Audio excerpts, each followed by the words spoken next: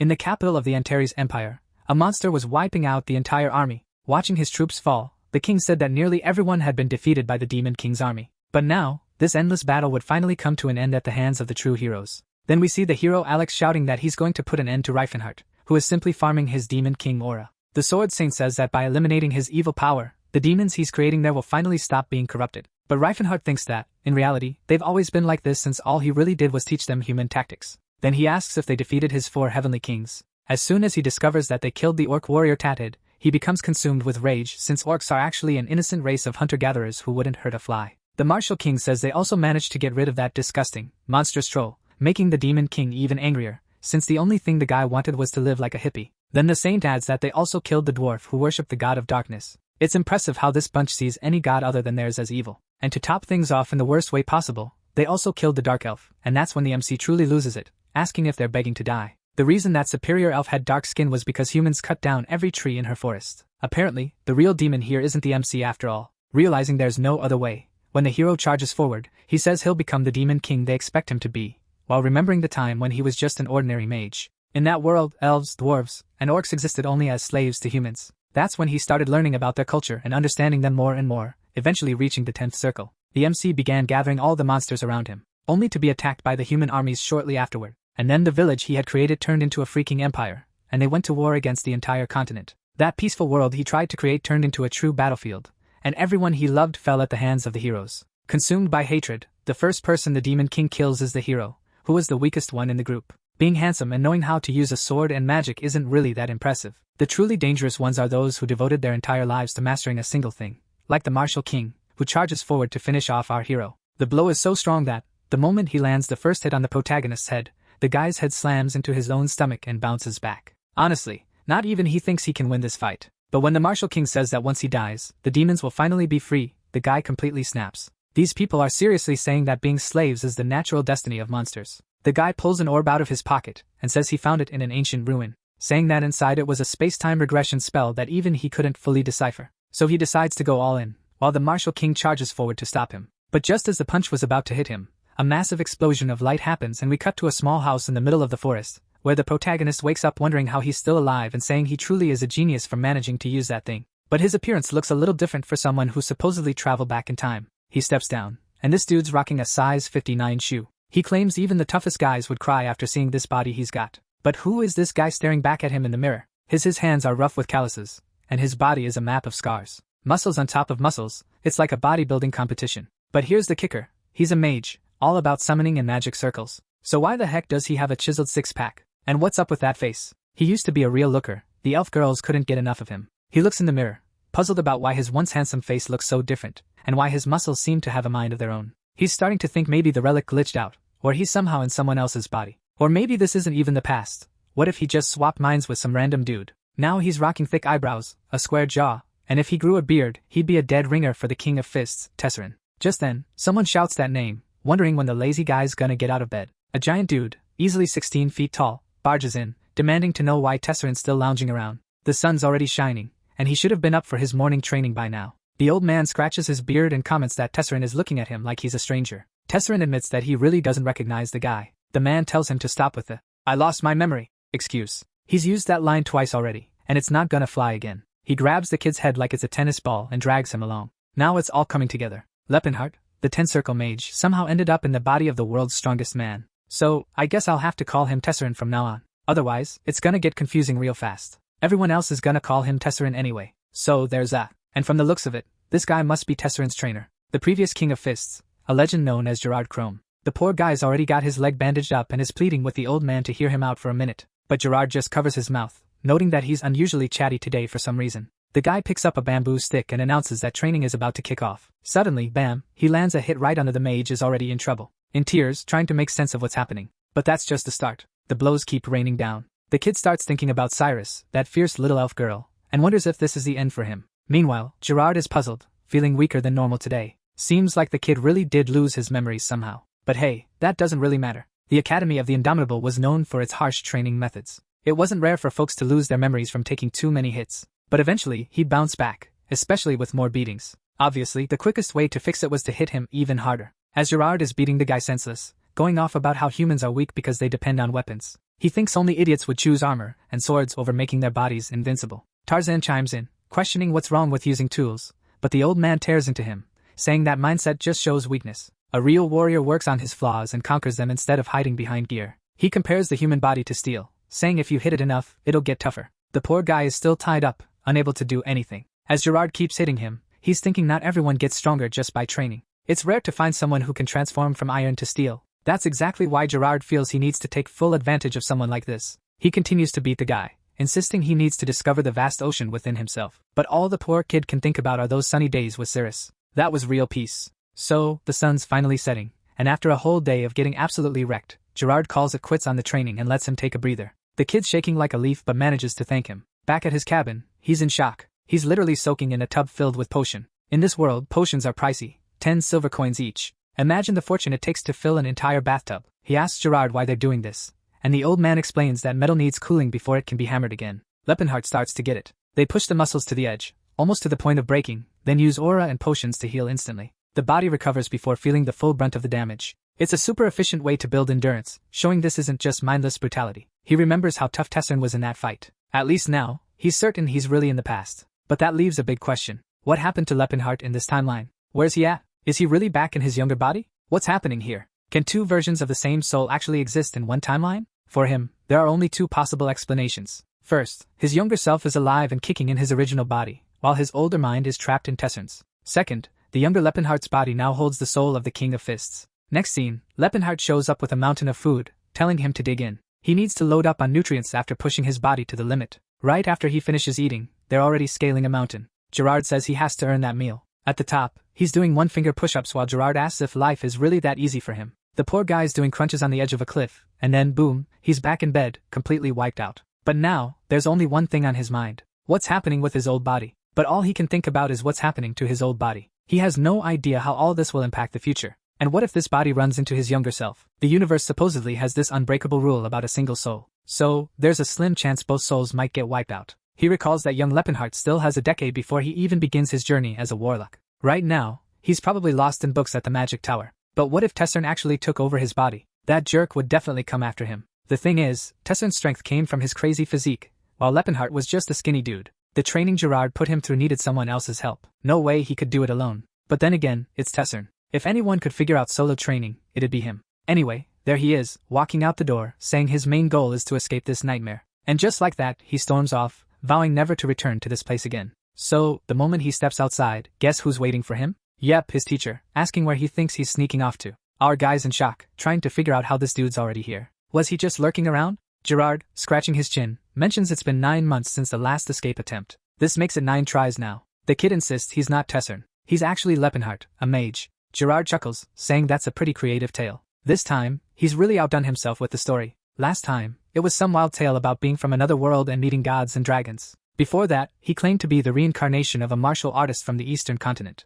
But this new story about being a wizard named Lepenhart, it's actually pretty convincing. Gerard gives him a light tap on the head, saying it's time to hit the sack. And just like that, the poor guy gets dragged back by his hair. Clearly, escaping isn't in the cards. Next up, he tries sneaking out early in the morning, but gets busted again. He even tried escaping underwater, caught again, dragged back to the mountain. This guy, who's destined to become the King of Fists, is just trying to escape training. Gerard insists his training method has been around for over 130 years, and no student has ever managed to flee. Tessern realizes that even if he did manage to escape, the old man would track him down anywhere in the world and haul him back. Maybe the smarter move is to actually earn permission to leave the mountain. Fast forward 2 years, and he's been slammed into a wall by some massive weight. Suddenly, the chains hit the ground with a snap. Gerard congratulates him on awakening his aura. Tessern is shocked because even Cyrus, the legendary sword hero, didn't awaken his aura until he was over 20. But Gerard's like, why is this guy surprised? This is just the basic expectation of the training. His physical endurance was honed by his survival instincts. As that connection deepened, so did his vitality,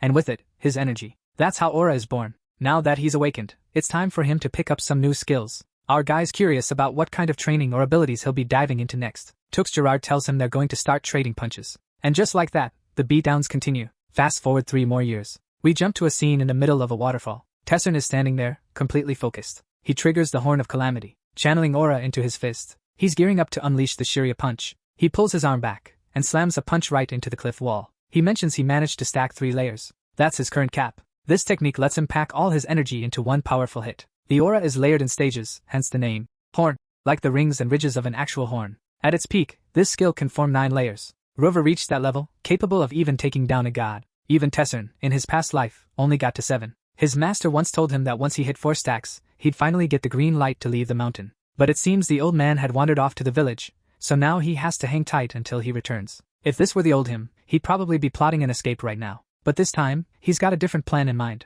The kid decides to dive into Lepenhardt's ancient magic. Yep, the Demon King's power. I thought he'd just stick to throwing punches, right? But I totally forgot. He can still whip out those spells from his past life, as long as he can gather enough mana. He mutters something about merging with the void, crafting a bullet that can pierce enemies, and then fires it at a tree. And yeah, it just leaves a scorch mark. When you compare it to the punch that could smash a mountain, it's definitely way weaker. Poor guy. The guy scratches his head, frustrated. Despite all his knowledge, his body just won't cooperate. He's starting to doubt if becoming a mage is even possible in his current state. His brain can barely handle the calculations. Suddenly, he senses something nearby. Whatever it is, he knows it's definitely not human. A green paw steps into view. An orc with a sword appears. Tezrin meets the orc's gaze, and the orc warns him. The orc tells him to act like he saw nothing, or else he's a goner. Lepenhardt guesses, based on the orc's size, that he's around 3 or 4 years old. Really young. Seems like he might have escaped from some battle or something. At least the fact that he's talking and warning Tezrin to stay out of it shows orcs aren't naturally aggressive. They prefer avoiding conflict. Tezrin asks if the young orc is being hunted.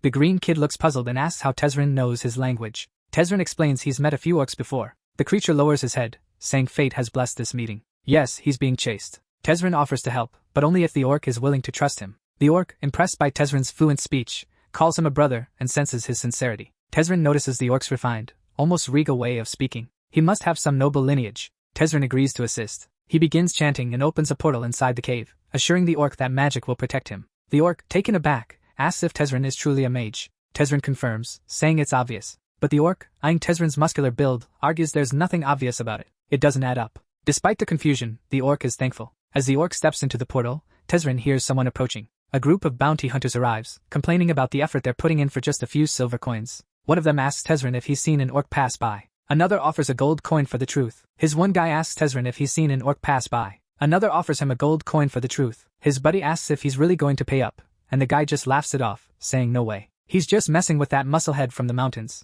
Tezrin calmly says he hasn't seen anything. But then one of them notices some tracks. He points out they're definitely orc footprints. He insists that nobody is allowed to enter his home. One of the soldiers gives him a sharp look and questions if he's lost his mind, asking if he's actually looking to get himself killed. Tezrin just stands there, arms crossed, staring them down. The others start whispering that he looks pretty jacked. They should be careful. Suddenly, a purple magic circle appears under his feet, and he recalls his master's words. His fists are the deadliest weapons in the world. That's why using a weapon is an act of mercy. Wielding one actually makes him weaker. So he picks up a big club and tells them not to worry. At least they won't die from getting smacked with this. The hunters freak out and all rush at him at once. Tezrin grits his teeth, and in the blink of an eye, they're all turned into chibi ragdolls. There's still one soldier trying to keep fighting. But Tezrin, man, he's already bored out of his mind with this whole thing. Lost in his own thoughts, he gets caught off guard, and one of the hunters nails him right in the ribs. The hunter's sword, though, just bends like it's made of rubber. Tezrin spins around and smacks the guy with a hammer-like punch, questioning if his body even makes sense. There's no way he's just a regular human, right?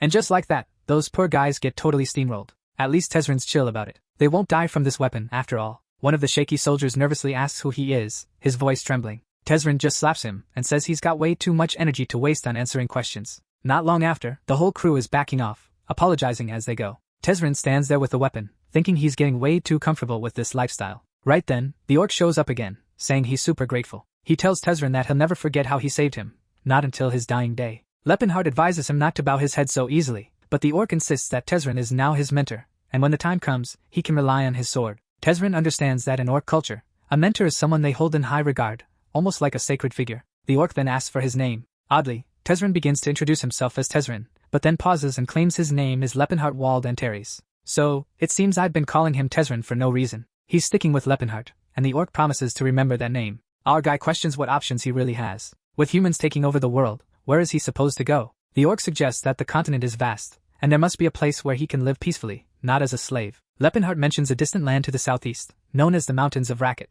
about a 2-week journey away in a region called the Land of Challenges. He's heard of a tribe of orcs hiding there, known as the Blue Bear Tribe. Apparently, that was all the orc needed to hear. He thanks him and takes off in a flash. Lepenhardt suddenly realizes he forgot to ask for his name. The orc halts and says, "I am the son of Crota, bearer of the last axe. My name is Tacit," he adds. "Wait, Tacit? The same Tacit who fought alongside him and was one of the 4 legendary knights who perished. It's pretty wild, right? That guy somehow became the leader of the Blue Bear tribe. How did that even happen if he met Tessern in another life? With a personality like his, there's no way he would have helped an orc. So clearly, fate took a really weird turn. Still, it was a strange connection. He reflects on the Empire, on Tacit, the orcs, the elf girl, and the dwarf, as he sits grinning on the throne. He hopes that one day, he'll get the chance to meet them all again. 6 months pass after that strange encounter with Tacit. Gerard gets ready to leap and tells him to brace himself. A burst of energy erupts, and wow, you'd think after all this time, the kid would be braver, but nope. He's standing there, scared out of his mind. Just in the nick of time, he activates the spiral guard.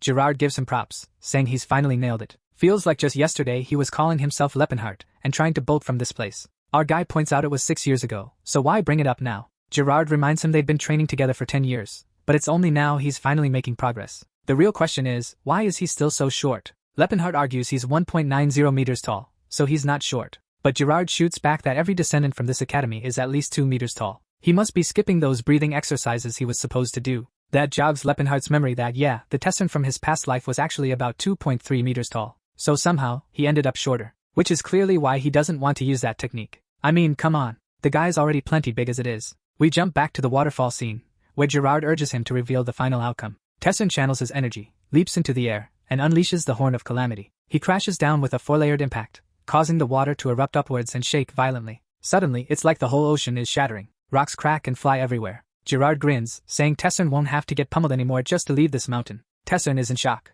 Gerard tells him it's finally time to leave and face the world. He really put in the hard work. Now Leppenhart can live however he wants. Whether he chooses good or evil doesn't matter. What matters is living life on his own terms. That's the payoff for all those grueling years of training. The guys are getting a bit emotional, and then Gerard shares a memory. 60 years ago, the 3rd King of Fists gave him some advice. Actually, 3 pieces of advice. The first? Make a lot of money, but always honestly. Leppenhart is baffled, asking how it makes any sense to be a villain without stealing. Gerard explains that if you're going to be a villain, at least be a classy one, someone who maintains their dignity. Leppenhart is even more confused. What's this talk about dignified villains? Ignoring the confusion, Gerard continues with his advice. Always support those who've been wronged. If you're going to live well, live in a way that earns respect. Leppenhart wonders what happens if the wrongdoer isn't weaker. Gerard points out that the weaker one isn't always the victim. Plus, Leppenhart is so strong that almost everyone is weaker than him, so that logic doesn't hold up. The third and most crucial rule: never let the legacy of the indomitable fade away. One day, you'll need to find a student and pass down everything you've learned.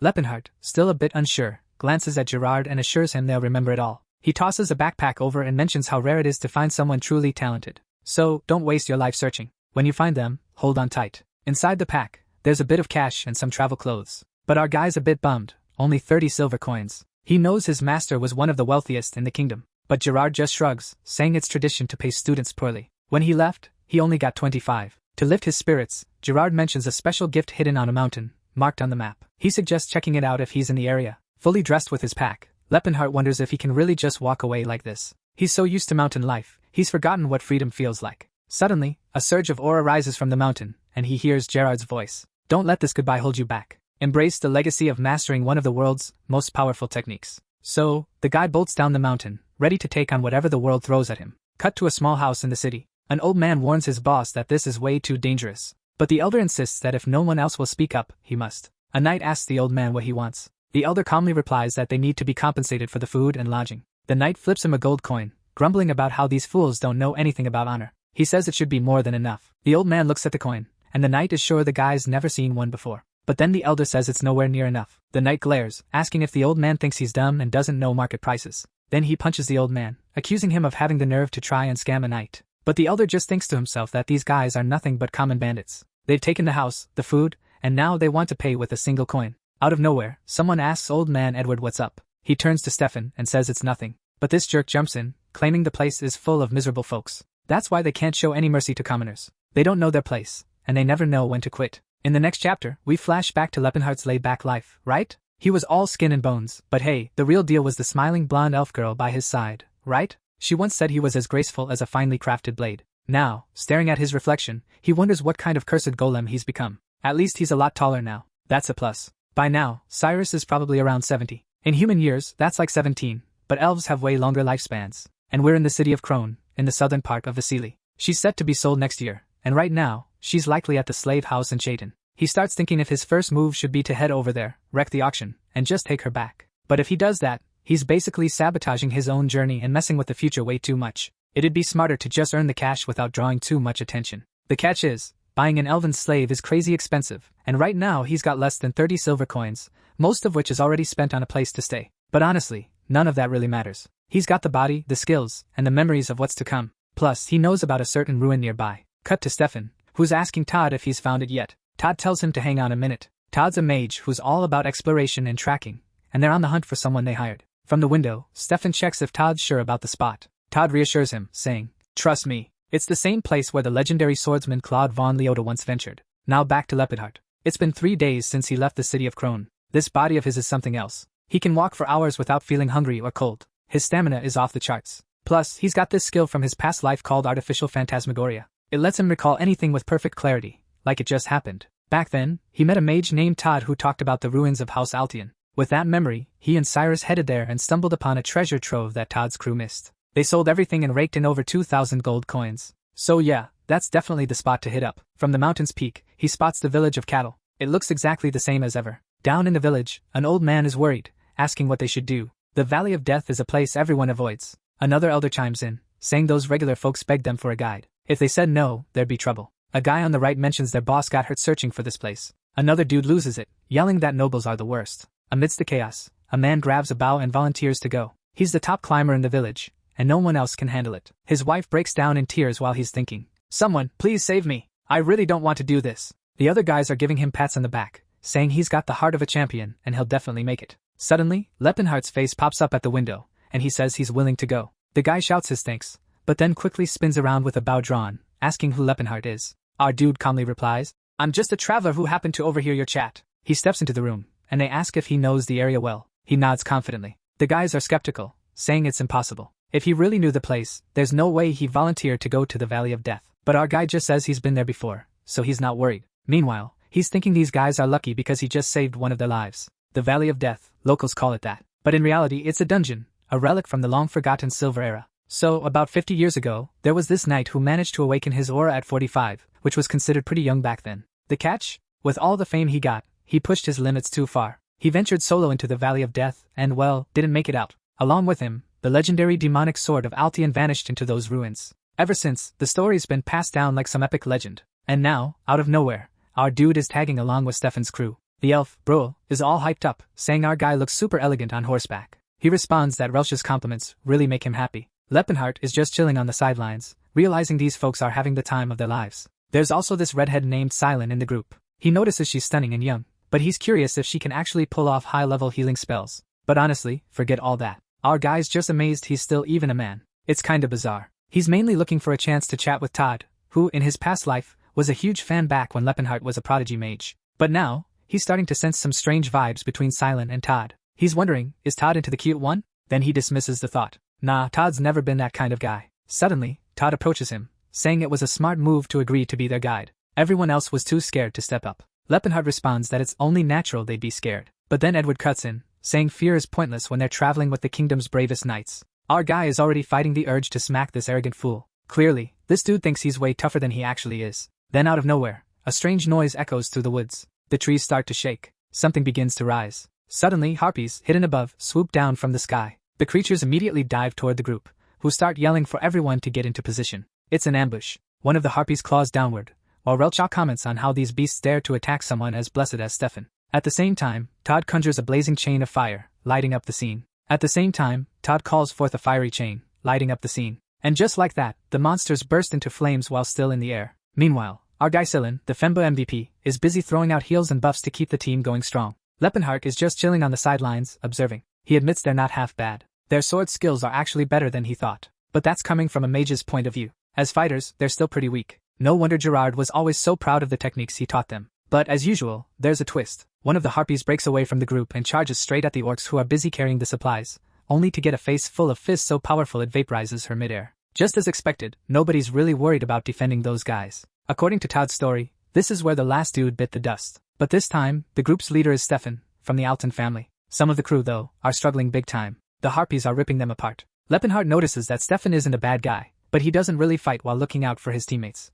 And maybe that's what truly makes someone a bad person. Leopardheart realizes Stefan isn't a bad guy, but he doesn't fight while protecting others. Maybe that's what makes someone truly bad. Just then, Silen, the party's adorable femboy, tells everyone to hide in the trees because it's way too risky out here. Our guy thinks, at least someone in this group is smart. The harpies launch another barrage of attacks. Lepenhardt, though, doesn't even try to dodge. He just stands there, taking the hits, until one of them nails him right in the eye. Poor guy wonders if he's got any tears left after all that intense training. Not long after, someone calls out, asking for a damage report, checking if the mages and priests are okay. A soldier confirms they're fine, and that's when our guy realizes they don't care about him or the rest of the crew. Right then, Stefan raises his arm and proudly announces they've shown their strength and can finally chill after such an epic win. Lepenhardt takes the opportunity to chat with Todd, thanking him for the fire magic that saved everyone. He mentions he heard Todd is a mage from the Delphia Magic Tower, and says he has a friend studying there too. Todd's curious and asks who his friend is. Our guy replies saying his name is Lepenhardt. Ever heard of him? Todd's like, yeah, I know Lepenhardt. Just didn't expect someone like you to be his buddy. You're such a big, tough dude.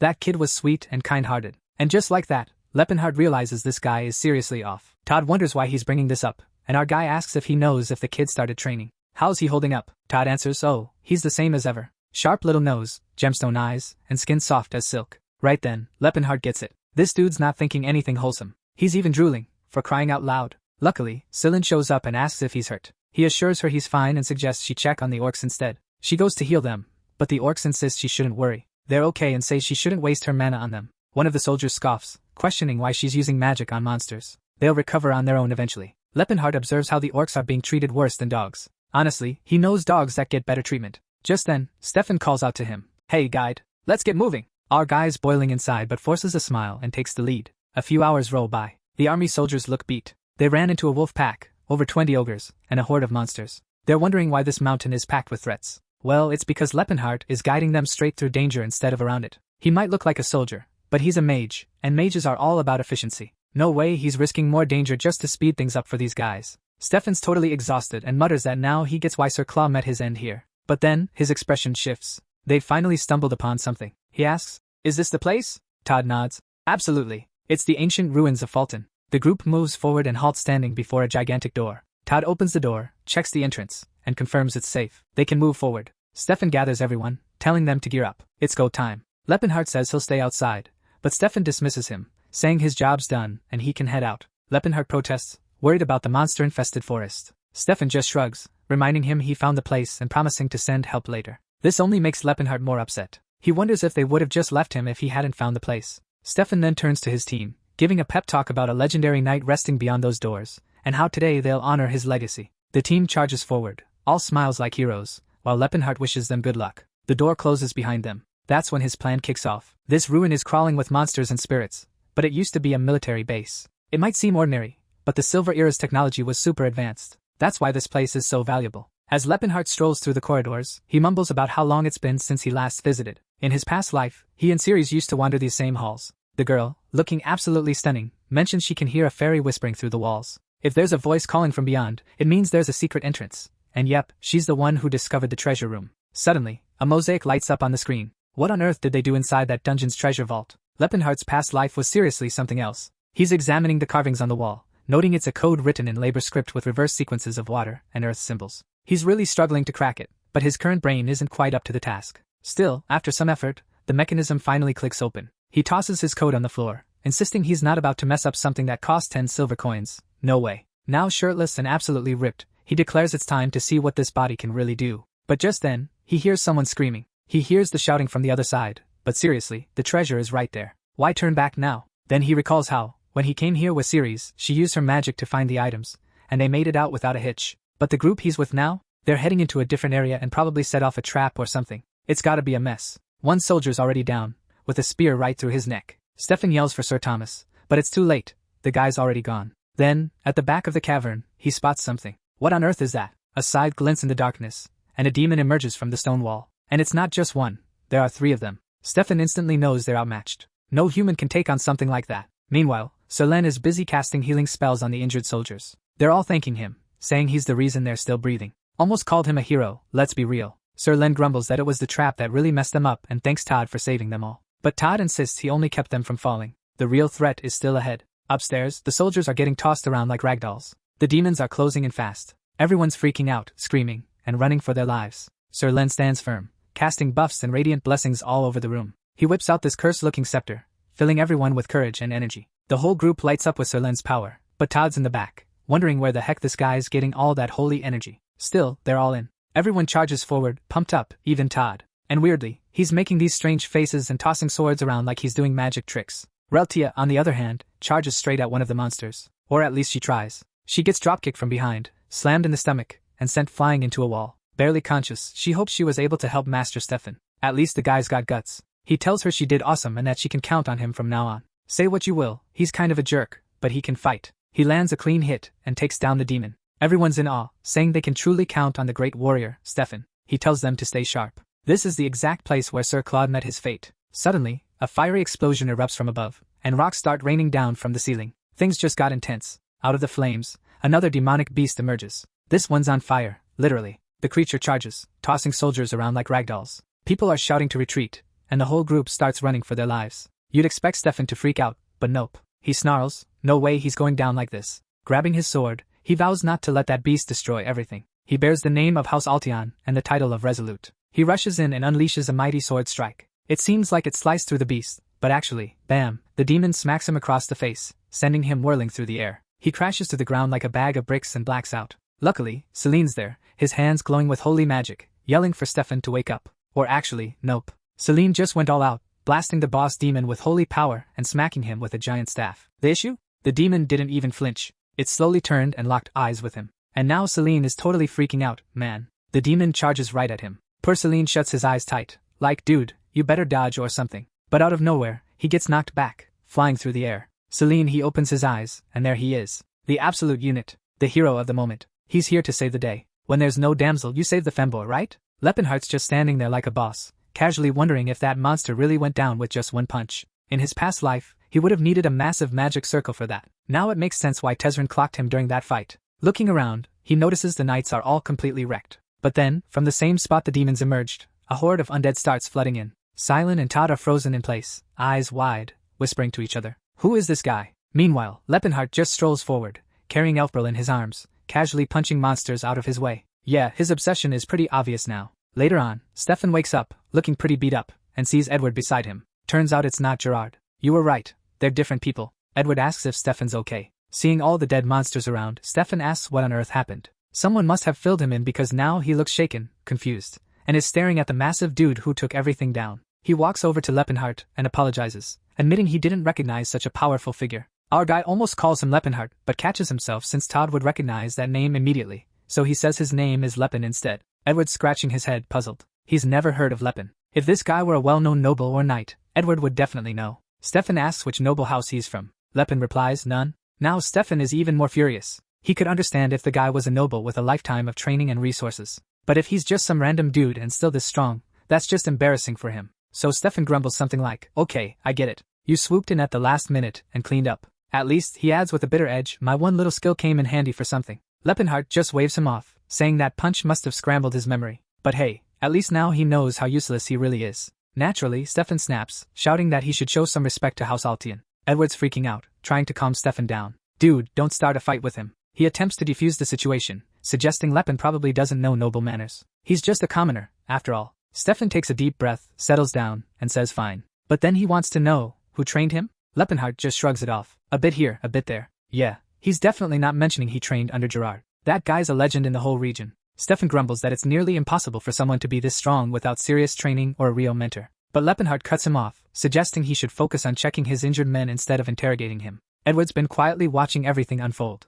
He notices how this guy effortlessly orders people around, like he's used to being in charge. Maybe he's just arrogant, or perhaps he's some kind of royalty from another place. As Lepenhart gestures towards the injured, he tells Stefan to get on with his job. Edward keeps observing. This guy isn't just confident. He doesn't care about age or rank. He must come from a place of power. That's when Celine approaches and practically twists his neck to look at him. Wait, is your name Lepen? How tall are you? Lepenhart answers, 6 feet 3 inches. Celine lights up like a Christmas tree. Chill, Celine, my guy. He's into elf girls. Still wide-eyed, Celine asks how he got such a physique. Lepenhart sighs and says he just lifted a lot of heavy stuff. That's it. This little guy just kept glowing, insisting that no knight ever spills their secrets. Somehow, Lepenhart already knew this kid lost his family young and ended up in some orphanage order. With that angelic face, he probably got picked on a lot. Maybe that's why he craves a tough look and a strong, powerful build. The problem is he hasn't grown much, hasn't built any muscle, and his voice is still pretty soft. Oddly, the more he trained, the more his secret energy seemed to grow. He stands there, staring at our boy, murmuring about how tall and handsome he is.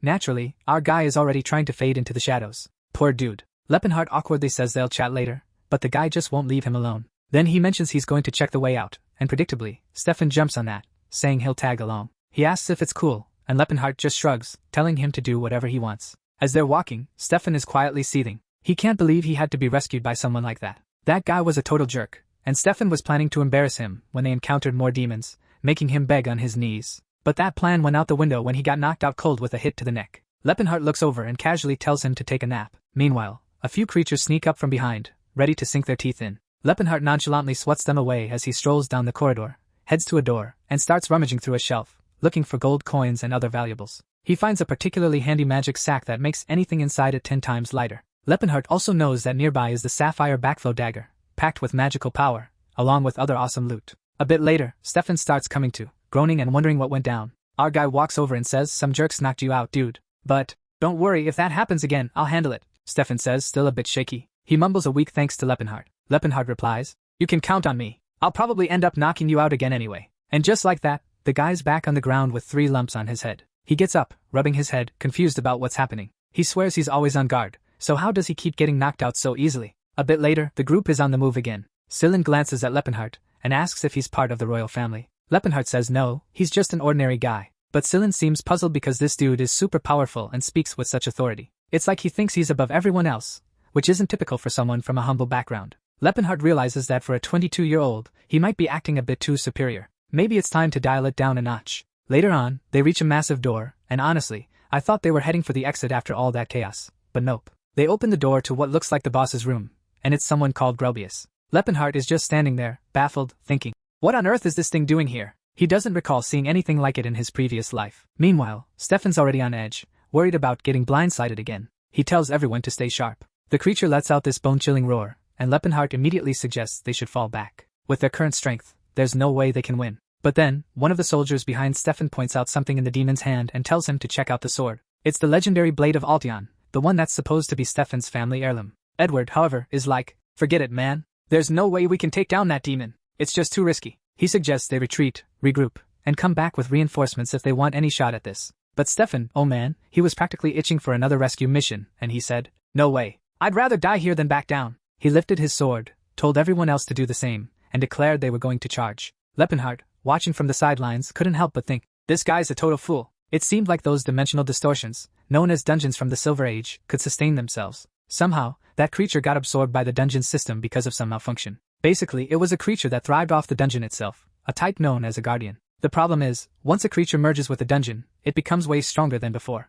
Plus, this was probably the thing that killed that guy back then, so it's definitely the top threat in there. Still, Stefan's rallying the group, claiming the monster's chained up and they can easily take it down. At that moment, Lepenhart turns to Edward and asks, are you seriously going to fight that thing? You guys don't stand a chance. It's a death wish. But the guy just shrugs it off, saying he appreciates the heads up, but he's just a wanderer who doesn't get what honor is. There are things in this world worth risking it all for. And so, this dude charges in with his sword held high, while our guy just stands there, thinking, why am I even helping these knights? Maybe I should just let them handle it on their own. Meanwhile, our buddy Sillin is off to the side, praying for the goddess to give them a hand. All the soldiers, now pumped up, rush into battle, until one of them gets smacked in the chest and goes flying across the room. Lepenhart just shakes his head like, yep, saw that coming. Another soldier gets launched, as the creature spins its blade, making everyone scatter. By now, our guy's got Stefan all figured out. No matter what you say, he's just going to keep charging ahead. Edward, though, seems like he might be a bit more sensible. Maybe after taking a few hits he'd start to get it. He's jumping around, slashing here and dodging there, but to Lepenhart, it's like watching a bee trying to sting a human, barely a scratch. Sillin's still at it, chanting his holy fire spells, and spinning flames around the skeletal demon. This dude even struck a JoJo pose, yelling something like, burn in sacred flame. He fired off 3 attacks in quick succession. Meanwhile, the elf girl swooped in, slashing from above, while he and Stefan executed a slick maneuver. Lepenhart had to admit she was talented. She outclassed Edward and was probably only second to Stefan. Watching Todd fling spells around, he started to wonder if they were underestimating him. Maybe Todd could actually pull this off. Todd whipped up a tornado. The chains holding the beast began to snap. Then it started speaking in some weird, unintelligible language. And yeah, that was the cue for phase 2. Everyone got knocked back. Lepenhart's expression shifted immediately. The first soldier was instantly isolated, and several others were either cut down or discarded. But give Stefan some credit. The guy had guts. He went in again, trying to outflank the monster, and took a direct hit to the gut that sent him flying. Edward yelled his name, but Stefan just got back up, bloody and barely standing, and said, "I'm fine. Trust me." They charged once more. Now Elsa. She burst in like a whirlwind, launching kicks and slashes straight at the monster. But naturally, she got blindsided and ended up getting blasted by fire along with everyone else. From afar, Silent watched the flames rushing toward them. But don't worry, Chad swooped in and saved her just in time. He pulled her out of harm's way. He even apologized, saying he got distracted and that's why he didn't react sooner. But the real issue now? He was left to face that beast one-on-one. That's when he started activating his aura, saying he was curious. He wanted to see what this body, the one he trained for over a decade, could really do. If he were still just a mage, he'd never take such a gamble, not with his life at stake. But now, my guy, now he was a fighter. He only felt truly alive when facing an enemy where victory wasn't a sure thing. So he charged in, saying if his master could see him now, he'd be proud. He kicked things off with a focused explosion right away. He launched a precise explosion right from the start. But the creature struck back quickly, forcing Lepenhart to dodge. He still got a small cut on his shoulder. Metal weapons might have been useless, but magic? That still worked on him. In a flash, he was already behind the beast. But the monster suddenly whipped out a reverse kick and sent him flying straight into the wall. Silent is freaking out, yelling like crazy. But Lepen just walked out of the smoke like it was nothing, casually cracking his neck. Our poor femboy was utterly terrified. The toughness of this guy's body was insane. Lepenhart thought, if I hadn't held back just now, I probably could have found an opening to counter. This fight turned into a pure reflex test, just like with Gerard. He had no idea what that monster's war was about, but he was all in. Bring it on. The two clashed in a brutal back and forth while Stefan just stood there, stunned, wondering what that aura even was. Seeing a guy with no title or bloodline manifest an aura, something he, a noble, hadn't even achieved yet. Watching the scene unfold, he was struggling to comprehend it. Who is this guy, and where did he even come from? Meanwhile, our dude was going toe-to-toe with the creature like it was some kind of boxing match. He dodged another swing and remarked, "These attacks are getting way too predictable. It's almost too easy now." He landed a solid hit on the creature's arm, and it looked like he might have torn it clean off. But the thing with guardians is, they just don't die, no matter how much you beat them up. That's because the dungeon itself keeps pumping them full of energy and healing them. The beast was gearing up for another explosion, but Lepenhart dodged it again. He grabs onto its arm desperately, delivered a kick to its face, and followed up with a barrage of punches. While they were exchanging blows like that, all the others just stood there, watching in shock. Lepenhart realized he was probably attracting more attention than he wanted. He thought it might be smarter to just use the Horn of Calamity and wrap things up, but the risk of bringing down the whole dungeon and taking everyone out with it was still too high. From the back, Todd shouted, "Lepen, grab a sword, dude. We'll boost it with holy energy so you can finish this thing off." But our guy yelled back, "I have no clue how to channel aura into a sword, you idiot. All I know is how to punch with it. That's it." Then Silent chimed in, asking if his body could take a hit. Lepenhart confidently replied, "Yeah, it's one of the toughest around." Drusillin responded, "Alright then, you're getting Philinen's blessing." Whether he liked it or not, our boy gritted his teeth, grabbed the boss by the arms, and smashed it right into the ceiling. Man, what that little rascal did was use a spell meant to harden metal, but he cast it on Lepenhart's body instead. Despite his soft, innocent face, the guy had a really unique strategy. Now Lepenhart, all stiff but reinforced, charged forward again, delivering a kick to the boss's chin, followed by a knee strike and another punch. It was wild that the creature was still hanging on. The monster floated up in midair, then came the pink laser, and finally, the thing died. Praise the gods. Then, out of nowhere, a pink laser blasts through. Finally, that jerk bites the dust. Thank the gods. Our guy just stood there, totally chill, while Silim was practically swooning, throwing up rock and roll signs like she was at her favorite band's concert. The symbol above them started to disappear. The dungeon was officially done for. It was a wreck. Stefan walked over and asked, "Are you really Lepen?" He wanted to know why Lepenhart had been hiding his strength, and if he thought they were all fools. He admitted Lepenhart was strong but said he wouldn't be forgiven for stomping on their honor. He figured Lepenhart must have been laughing at them while they struggled. But Lepenhart calmly replied, "When did I ever laugh at anyone?" Truth is, he didn't care enough about them to even bother. He turned to leave, not saying a word, but Stefan was itching for another lesson. He lunged to attack, swinging his sword. But our guy just bent down to grab a sword from the ground, and the fool ended up flying through the air and tumbling across the floor like a total clown. The guy was all twisted up, red-faced, and stiff, like he dodged on purpose. But Lepenhart just grabbed the sword and told him to take it already. Wasn't that why he showed up in the first place? Edward, trying to lighten things up, joked that the kid should be admired for beating the boss without getting greedy, a real champ. But Lepenhart knew that sword wasn't anything special compared to the old ones. Plus, he didn't even use swords, so whatever. He just walked away with the others while Stefan was practically fuming. Then the scene switched to Carol Village, where Celine was busy healing someone. Our boy was about to leave when he saw Celine giving away all the gold coins he earned from the mission to the town's poor. Meanwhile, on the road back, Stefan turned to Edward and demanded to know who this Lepen guy really was. Edward calmly replied that he figured Stefan would ask. The kid definitely drew a lot of attention. Stefan's over there, mumbling to himself, insisting there's no way that guy's better than him. Dude, are you still in denial? Meanwhile, our main guy is scaling the mountains, thinking it's finally time to track down Cyrus at Bronze Elf Girl, who he just can't stop thinking about. The problem? He's got some sketchy dudes tailing him. Stylen strolls up and asks if he's ever heard of the goddess of blessings who guides people. I was considering going back to the order, but I've decided to take the pilgrim's path instead.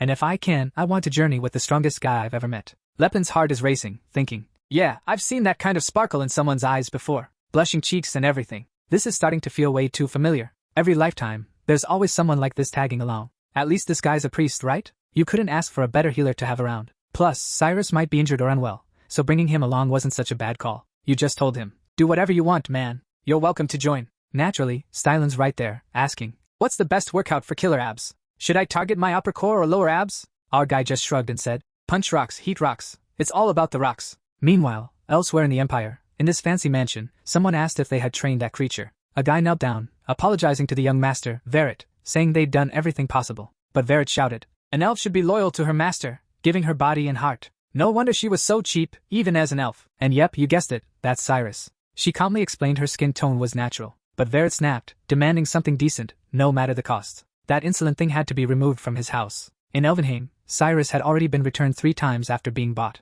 And guess who's stepping in to save the day? Yep, it's our main guy. The Kingdom of Chaden is a major trading hub located in the northern part of the continent. Their wealth comes from being surrounded by multiple nations, with trade routes bustling like rivers, always busy and thriving. Right then, they were making their way to the capital, Jeplin. The streets were jam-packed. Sillin remarked. No wonder, this is the central trading hub of the capital. Lepenhart added. This whole place was built by merchants, dude. From day one, it's all about the money here. But Sillin was lagging behind, saying, can you slow down? Stop flaunting those long legs. That's when they saw it. The classic scene of a rich guy picking on someone less fortunate. The jerk of the moment was Tarek, shouting, who gave a beggar like you the right to insult all these merchants? You'll learn your place real quick. And so, after getting beaten up, this dude tossed 30 gold coins on the ground, 1 for each hit. Honestly, I've seen worse nobles. The ones I know just beat people up and don't pay a dime. At least this guy compensated for the pain. After a decade of training, our guy managed to earn 30 silver coins. Meanwhile, this other dude gets smacked around for 10 seconds, walks away with 30 gold coins, and is about to get healed by Sillin. I'd say that's a pretty sweet deal. And look at that jerk, just grinning over there because I mentioned it. What a cheeky punk. Sillin's irritated that this scumbag is so pleased, and Lepenhart points out, hey kid, around here, it's all about the money. Our little femboy, though, says he's traveled the world and never imagined a place like this existed. Now, he's curious about what exactly brought our protagonist here. Our guy replies that he's here to buy something. Sillin asks, buy what? And with a jawline sharp enough to cut glass, he says he's here to buy an elf. Sillin suddenly covers himself up, like dude, what did you think was gonna happen? Did you expect him to pounce on you in the middle of the night? He mumbles that Lepenhart is just like any other guy. Lepenhart tries to clear things up, saying, I know what you're thinking, kid, but it's not like that. But before he can finish, the boy's already storming off. As he's leaving, he grumbles about Dan Sillin talking like he's not even part of the scene. Then we switch over to Tarek at his place. He's ranting about how those ungrateful folks keep whining about his money, and how he supposedly takes advantage of them. He wonders, if money's so great, why didn't they earn it themselves? The elf chimes in, agreeing. You're right, master. Makes sense. They're all chilling with the chubby guy when he suddenly glances sideways, spots Verret, and mentions it's been a while since they last met. He heard Verret recently got himself a killer elf. So, what's the story there? Verret is shaking, wondering why he had to bump into this jerk here of all places. He mutters about returning that troublesome item a few weeks back because it wasn't exactly obedient. The fat guy just cracks up, mocking Verret for failing to tame something that was already a slave. No wonder the big shop merchants are struggling with someone like him around. Ouch, that's harsh. Verret tries to defend himself, saying she was cheap because she'd been returned so many times. Meanwhile, the chubby guy is plotting to buy that little slave and show Verret who's really the boss. The scene shifts to another part of the city, where Lepenhart is glaring down, questioning what the guy thinks he's doing. Stillin is on the ground, putting in effort, claiming he's exercising, while our boy thinks this poor guy is really skinny. He tells him not to overdo it, saying he'll just end up with sore muscles all day. Silent just laughs it off, saying it won't mess with his plans. Suddenly, when our guy checks again, Silent's already healed up. Silent's all cheerful, bragging about how he can just shrug off healing spells. But seriously, why does the artist spend more time drawing Silent than the elves? Now our guy gets it. That's why this dude can't gain any muscle. The way healing magic works is kinda like reversing time, so muscles need to rebuild after being torn down. But if you hit them with holy power, it's like going back to square one, before any training. This guy's the dumbest he's ever met. What's the point of all that hard training if you're just gonna undo it? Now it makes sense why this fool's been wasting 5 years. Then he asks if Silent's long hair gets in the way during training. Silent just says it grows back super fast, even after he cuts it. So, our guy is heading out, planning to buy a slave now that he's sold those artifacts. At the slave market you find all sorts, but the elves are the real prize. Their looks match up with what humans like, making them way more appealing than the rest. An elf assassin can set you back over 800 gold coins, a regular woman goes for 400, a young girl for 100, and a young boy for 30. A morgue gladiator costs 10 coins, a morgue slave 5 coins, and an orc baby is about 4 to 5 coins. But male elves? Nobody wants them, even for free. They'd rather end it all than live as slaves. They've got their pride, man. Plus, elves live 4 times longer than humans, so if you buy one, it's like a lifetime deal. Not that I'm into it, but from a cost-benefit angle, it kinda makes sense. Leperheart points out that you need brains too. There's this tale about a clueless merchant who bought an elf baby and ended up dead trying to bottle feed it because it never grew up. And it's kind of annoying that this place is called Elvenheim, just like the elves' sacred land. Sillin, looking all sweet, mentions how well this place takes care of the elves, saying they seem healthy. But Leperheart argues that it doesn't matter how they look. In the end, they're still slaves and definitely not happy about it. Interestingly, Sillin believes they might be happier here since they get to live with humans, without worrying about food, war, and all that, enjoying a peaceful life. Leperheart knows what's up, right? That's the typical human perspective. No matter how strong you are, changing people's minds is tough because they only respect fear. In this life, he dreams of building a new empire, different from the past. It's not going to be some dark empire or ruled by a demon king, but a nation for all races. Oh man, wasn't that exactly what you did, you sly dog? Just then, a dude steps out from behind the curtains and apologizes for being late. The most stunning killer elves have arrived. They all strut in with a seductive vibe, asking what he desires and promising to fulfill his wishes. While Sillin shyly covers his eyes, our guy is just casually on the hunt for something. At the same time, he's bummed out because it seems like these folks are descendants of spirit fairies, and it's a shame to see them stoop so low. He even asks if there's a dark-skinned killer elf available. The guy remarks, "Wow, you've got some unique taste. Finding one like that won't be easy." But he adds, "Come on, we've got something for even the wildest preferences." As they walk down the corridors, our guy spots some elves doing bizarre stuff. I mean, when you've got 500 years to live, why not hang out by the fountain dancing? The guy is going on about everything the elves do, how well they work, and the food they produce. But Lepenhart just cuts him off, telling him to shut up and get moving. The poor guy gets startled, coughs a bit, and quickly apologizes. He heads over to a door and asks to see number 148. Meanwhile, the elves are training for combat all day long, man. Honestly, they could just take over the place at this point since they're doing everything anyway. Then the guy mentions that the elf he's searching for is there. Our boy gets all teary-eyed, man. Look at her, fighting for her life with a piece of papyrus in hand. Girl, that's not exactly a great sword. And here comes a flashback, taking us back to the past. Lepenhart is teaching her stuff, explaining she can't mix this with that. He shows her a potion, and boom, the whole place explodes, right? Clearly, he wasn't the sharpest tool in the shed. She tells him he needs to make up his mind, reminding him he said the same thing yesterday with the same result.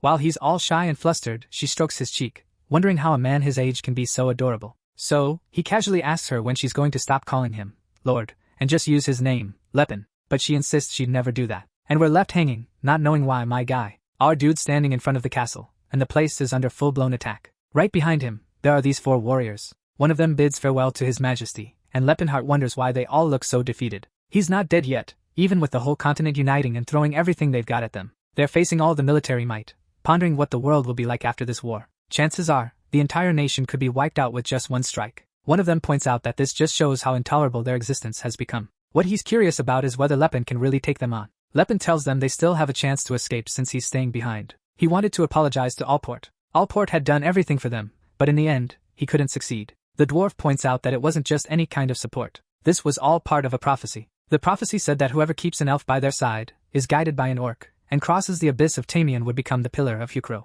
They were destined to follow this guy, who was supposed to change their fate and bring salvation. Lepin admits he never got it. He had wrecked half of the dwarf's temple, yet they still treated him like some kind of savior. May Allport's blessing be with you all until we meet again. With that, they turn away, and Cyrus says she'll be waiting for him. But Lepin replies that you never know what fate has in store. If something happens to him, she should find someone else. She jumps in, saying that no matter what, she'll wait for him. He starts to say something, but she cuts him off again, insisting it doesn't matter. Can you believe it? They kissed right in the middle of a war. Talk about a dramatic moment. Fast forward to now, and the girl's looking really frail. The vendor's embarrassed, saying she's been returned 3 times because she's just too much to handle. She's got skills, no doubt, but her personality? That's the real issue. So, they just leave her in training to help others get better. The vendor asks if the guy's still interested in buying her. Lepin's like, yeah, and the vendor gets all excited. In this world, you never know what weird preferences people have, right? So, he says she costs 300 gold coins. That's pretty cheap, huh? The guy agrees, saying she's not a great product, full of flaws. He's eager to offload her.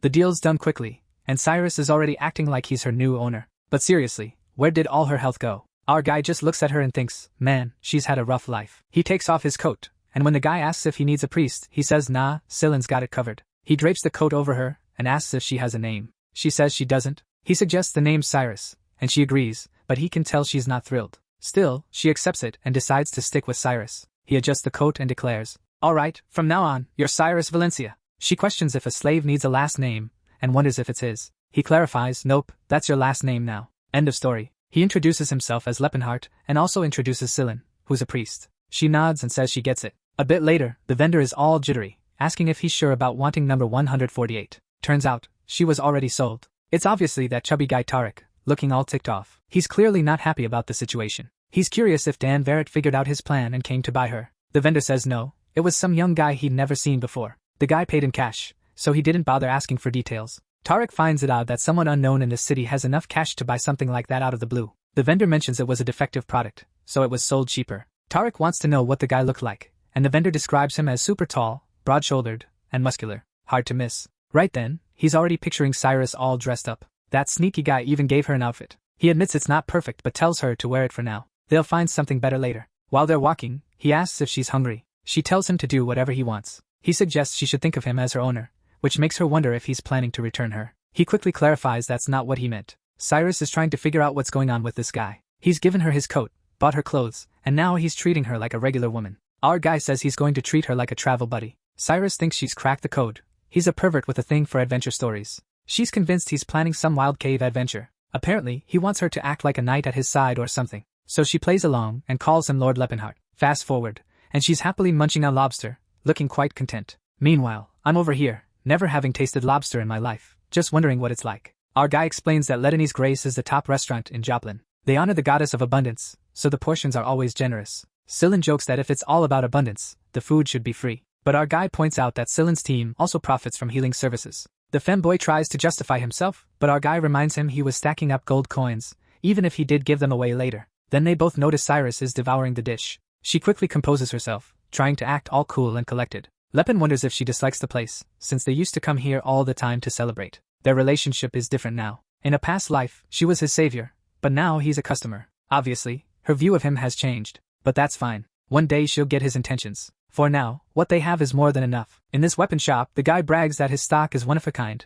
and Lepin tells Cyrus she can pick out whatever catches her eye. She finds a small sword interesting, and he asks if it's better than a scimitar. This ticks her off. How on earth did that guy know her preference? Ceylon figures it must be some kind of instinct she has, like a fighter's intuition, where you can just tell what someone prefers. Ceylon's all smiles because he snagged a mithril dagger. Lepin's curious, wondering why a priest would need something like that. Amidst the chatter, he realizes someone's been watching them. Then, a group of guys in black outfits approaches, saying they want to have a little chat. Oh man, things were going too smoothly, right? He just asks them what they want. The guy replies that a good friend of his wants that elf to join him. Lepin just responds with, so what? So this dude pulls out a card and tells him he'll be handsomely rewarded if he sells her now. With that cash, he could snag another top-tier elf. It's a once-in-a-lifetime deal, apparently. Lepin, though, just shoots back that he's not interested. The guy insists, saying, buddy, you don't get it. It's better to take the reward than miss out. But our guy just gives him a hard look and says he won't say it again.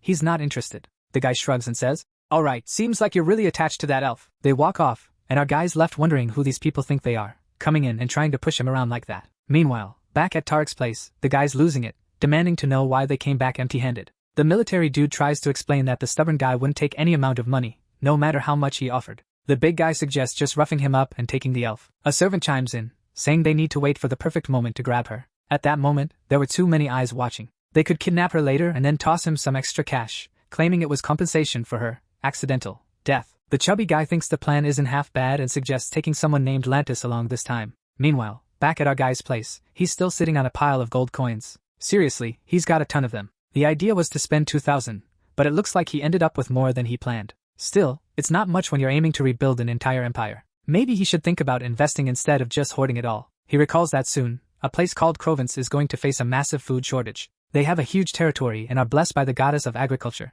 so they're not ready for what's coming. Loads of people will starve, and cannibalism will become the norm there. Investing in grain right now is the smartest move. In the city, there are 3 merchant groups he could deal with: Rolfin, Sharon, and Tavon. Rolfin is the one linked to the guy who swipes Iris. Between the other two, he leans towards the Tavon group. Their symbol is a mime with a mark on its forehead. The guy scratching his head is Cybold Tavon, the leader of the Tavons. He's puzzled because Rolfin is selling wheat at half price, undercutting everyone else. Just then, a boy bursts in, announcing there's an investor interested in them. The leader wants to decline, overwhelmed with his current issues, until the boy drops the bombshell that the investor is ready to put in 1,500 gold coins. Instantly, our guy stands there, arms crossed, declaring that all of it will go into buying grain. The idea is to sell it in the Crovence region next year during the harvest season. So, this dude thinks it's a bit odd and points out that the province region is super productive. Selling them grain is like trying to sell soap to orcs, you know? It just doesn't add up. Our guy jokes that there are tons of orcs and they've gotten into using soap, so now they smell pretty good. The dude finds it strange and tells him to just drop it. Then he tells Cybolt to just go with it.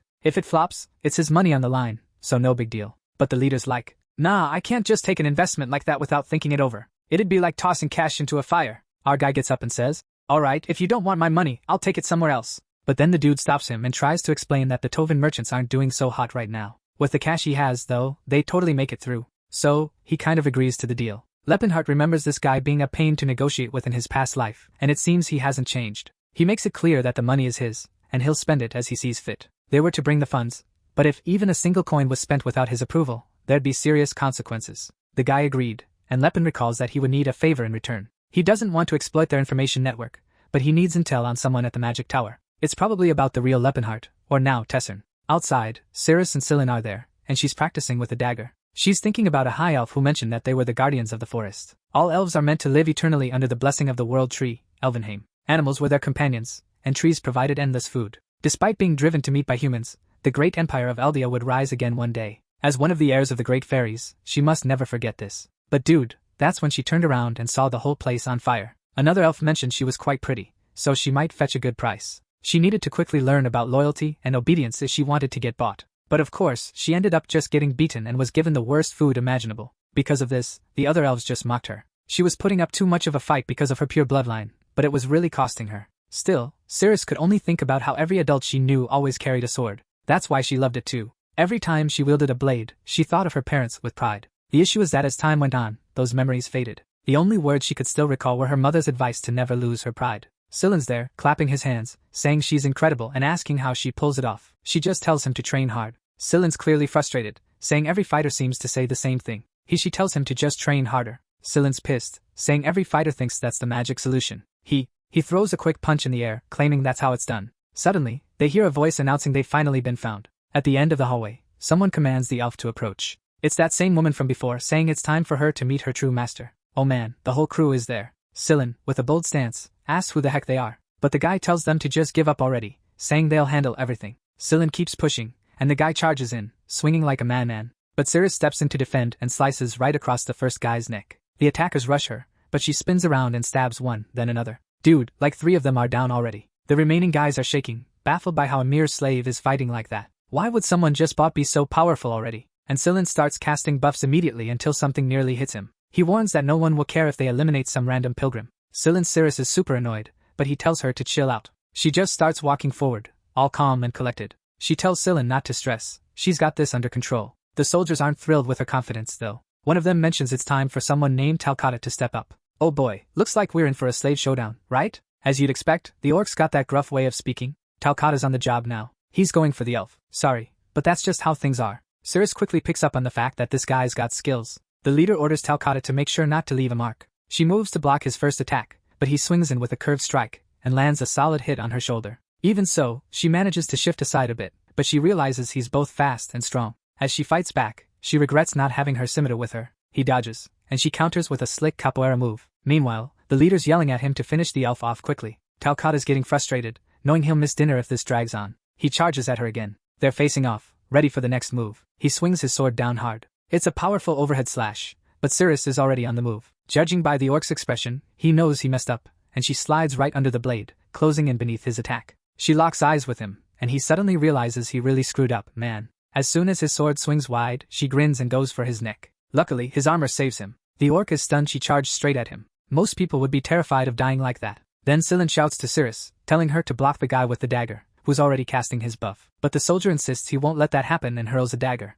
Naturally, Cirrus jumps in front and deflects it. But because of that, the fanboy finishes his spell. Dude, too late for the fools. They all get crushed. Or maybe not, since Sillin explains that this power only affects undead and dark creatures, but at least it buys them some time to escape. Cirrus snatches him by the collar, kicks the sword aside, leaps, and scales the wall. Man, the guys are stunned. The folks back there are clearly yelling orders to chase after them. Then one guy shows up and points out that it seems like they're having a hard time. He can't believe even Talcata couldn't catch that woman. Now this old dude shows up, looking like he's got decades of battle experience, saying he'll handle it. As soon as he takes charge, he leaps and disappears in an instant. The soldiers left behind are stunned, realizing just how powerful an aura user can be. Meanwhile, The old guy is there, saying it's been a while since he played hide and seek. In the chaos, Sillin insists they need to head back to the room to grab their weapons. Sirius is convinced there will be more enemies, but Sillin argues they need their weapons to stand a chance. There's no way they could escape the city with just a dagger. So they dash into the room, my guy, grab their weapons, and cast a spell to mask their footsteps. But right then, the aura user is nearby, just strolling around.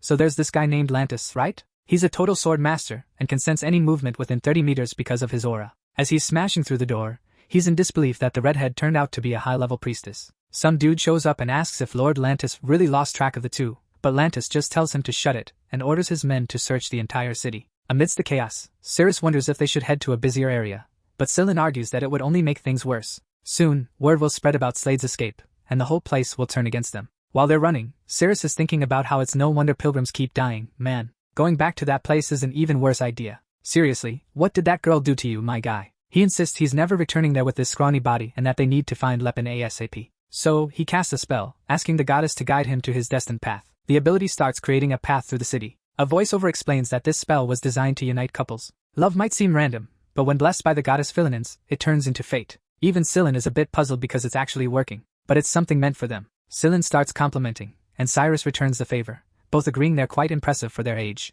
Suddenly, they find themselves in an open field, and Sillin reveals it was his ability that brought them there. The issue is that right then, that jerk Lantis appears in front of them. Instantly, Cyrus tells him to back off, because that definitely wasn't Lepin Hart. Lantis grins, thanking them for the day's exercise, but warns them not to even think about running. And wow, Cyrus charges in like a madwoman, figuring the worst move is to turn your back on a foe like him. The attack seems like it's going to land perfectly, but Lantis dodges in a flash and remarks that, for an elf slave, she's pretty skilled. He's already right behind her, and Cyrus is just standing there, wondering who this guy really is. Sillin starts activating his buffs, questioning why a swordsman of this level is caught up in this nonsense. He goes on a whole rant while stacking like 5 or 6 buffs on his dagger. Lantis is baffled by the dagger. To use that many buffs at once, you need to be at least bishop level. Sillin's all hyped, claiming that even if it doesn't look like it, he's one of the top dogs from the Vasily region. Cyrus charges in with her attacks, but Lantis just shrugs it off, saying it won't make much difference. In the heat of the moment, her blade snaps, and the guy takes a swing at her. Yeah, my guy, Sillin's celebration was cut real short.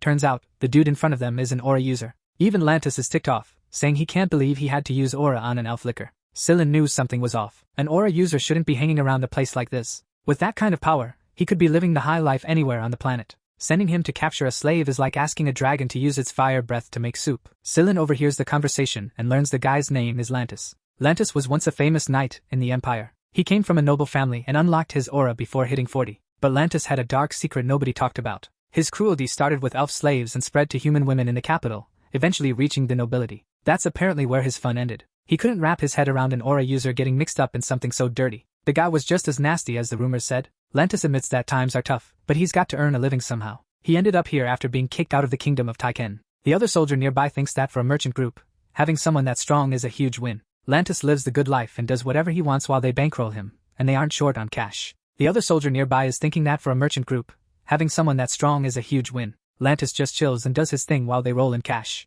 Out of nowhere, Lantis points at Sillin and declares he's going to seal his holy powers. He knows all too well the chaos a high priest can cause if left unchecked. Sillin, my guy, is totally blindsided. He's knocked down, but he's still pleading with Lantis not to harm the elf, knowing Tarek would lose it. Lantis just shrugs it off, saying they can always get priests to heal her, so it's no biggie. Then, Lantis turns to Sillin and casually mentions that this priest has quite a charming look. A soldier chimes in, saying it seems like the worst has happened. Lantis adds that this whole situation is going to be quite the experience. Suddenly, a massive hand is about to come down until someone slices it. I thought it was our hero making an entrance, but nope, it's Sillin, my dude. Even with his powers sealed, he gets back up and declares he's not letting them have their way. Someone questions how a guy with destroyed tendons is even standing. He looks like the most handsome, living, fragile zombie ever. Seems like they'll have to cut off all his limbs to stop him. Thought it was our guy showing up, but nope, it's Sillin. Even sealed, he stands up and says he's not letting them run wild. The guy's like, how is someone with busted tendons getting up? He was the most handsome, living, fragile zombie he'd ever seen. Guess they'll have to chop off all his limbs to stop him. Suddenly, there's a massive explosion behind us, right? Our badass hero shows up, declaring he's found the culprits. And now, they're gonna pay for trying to nab Cyrus. This dude's got style, man. He strides in, casually tossing his coat aside. Lantis is there, trying to figure out who this guy is. It's not just his height. You can feel this massive aura radiating from him. Then someone nearby mentions he's the guy who bought the elf. Lantis is like, why is everyone calling him just some random kid? Just looking at him, Lantis's instincts are on high alert. Lantis realizes if he can't gauge this guy's power, he must be an aura user too. But how's someone this young already awakened? He looks like he's in his 20s or 30s. Lantis draws his sword, saying it's been ages since he's faced someone truly strong. Lepin just laughs, saying it's hilarious watching him pretend to be a real knight. Calls him a filthy old man and a perv. And then bam, Lantis charges right in, man. So, naturally, Lepinheart jumps right into the fight. As the dude swings his sword, Lepin's busy landing punches on him. The knight nearby is totally lost, like, what the heck is even happening? Our guy, standing at 1.90 meters, looks like he's 5 meters tall. It's like Attack on Titan out here. Lantis is all twisted up in agony, but the fight still seems fair. A soldier wonders if they should step in, but another warns, dude, if we jump in, we're just gonna die for nothing. Meanwhile, the brawl continues, and Seelan is using healing magic on Ceres, who's curious if Lepinheart was already a mana user. Lantis keeps fighting, realizing this guy wasn't just some random with mana. He actually knew how to fight. Nothing made sense. Either he awakened Aura as a teen, or he was a 40-year-old with a baby face. Then, bam, another punch from Lepinheart, who's seriously pissed off. He's wondering how an old creep like that had such killer sword skills. From now on, he's gonna punch anyone who claims the path of the sword teaches good manners. From now on, he's gonna punch anyone who says the sword path teaches good manners. Lantis stumbles back and crashes into a pillar, trying to make sense of how this guy is blocking sword slashes with just his fists. He's baffled, trying to figure out if this kid is a student of Gerard, the one known for his fist techniques. Seriously, how does this guy know everything? It's wild. Lepin stays silent, while Lantis demands to know why someone so powerful would bother with a mere slave. Lepin, unfazed, questions him back, asking what he means by mere slave. He points out that even those treated as slaves have their own thoughts and feelings. As he lands another punch, Lantis dodges and dismisses Lepin's words as nonsense. Lepin recalls how, in his past life, people had the same reaction. The idea that all other races were inferior to humans was deeply ingrained. They could witness other beings crying, laughing, or suffering, yet still believe those emotions were less significant than a human's. Lantis defends his stance, claiming humans were destined to lead. He argues it's only natural for other races to serve them as slaves. Lepin counters, saying Lantis only thinks that way because humans are currently in power. Lantis argues that humans are the destined leaders. It made sense that all the other races ended up serving them as slaves. Lepin argues that he only thinks that way because humans are currently in charge of the world. Imagine how things would look if another race ran the show and he was the one in chains. When the powerful enslaved the orcs, humans threw a party. Same story when the dwarves got shackled again. The humans were always the ones celebrating, no surprise there. Lantis can't believe anyone would think elves are on par with humans. Lepin's punch slams into the ground, and he warns that Cyrus isn't a slave. That sneaky Lantis dodges once more. Lepin, in a fit of rage, thinks this system is bound to collapse. Humans are naive to believe this cycle doesn't need breaking,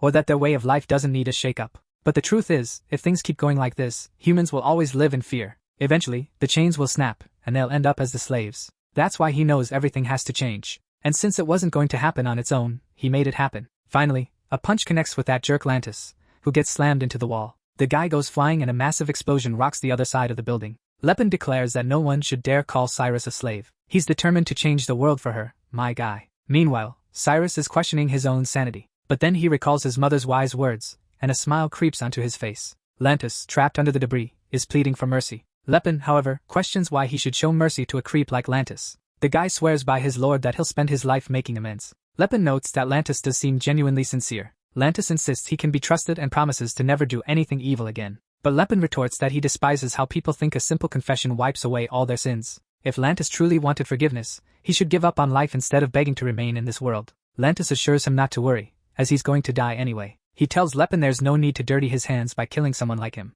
But our guy just shrugs it off, saying he's already got a history of bloodshed, so he's not sweating it. Out of nowhere, he goes, "Alright then, since you put it that way, I'll trust you." He tightens his fists, and says he believes the dude's looking for redemption, so it's time to settle the score. Bam! Another punch, and that's all she wrote. The guy was done for. Forgiveness isn't a word that scumbag deserved to use. For a moment, I thought he might spare him, and I was about to lose it. Thank goodness he finished him off. He then checks on the two, asking if they're hurt. Oh man, I called Seelan a girl again. I can't believe it. Seelan says he's done healing, so they're all good. Meanwhile, Cyrus, who's all patched up now, asks if Lord Lepinheart is alright. He's all choked up because she finally, actually talked to him for real. Then Seelan mentions the guys were trying to escape, and Lepin tells him to come closer. If they had taken even one more step forward, it wouldn't have ended well. So, this guy turns around curious about how he can help. Lepin, on the other hand, is eager to know who sent him. The guy hesitates for a moment, and Lepin's already pulling out his weapon, suggesting it might be wise to talk before he shows him what mercy really means. The guy's puzzled,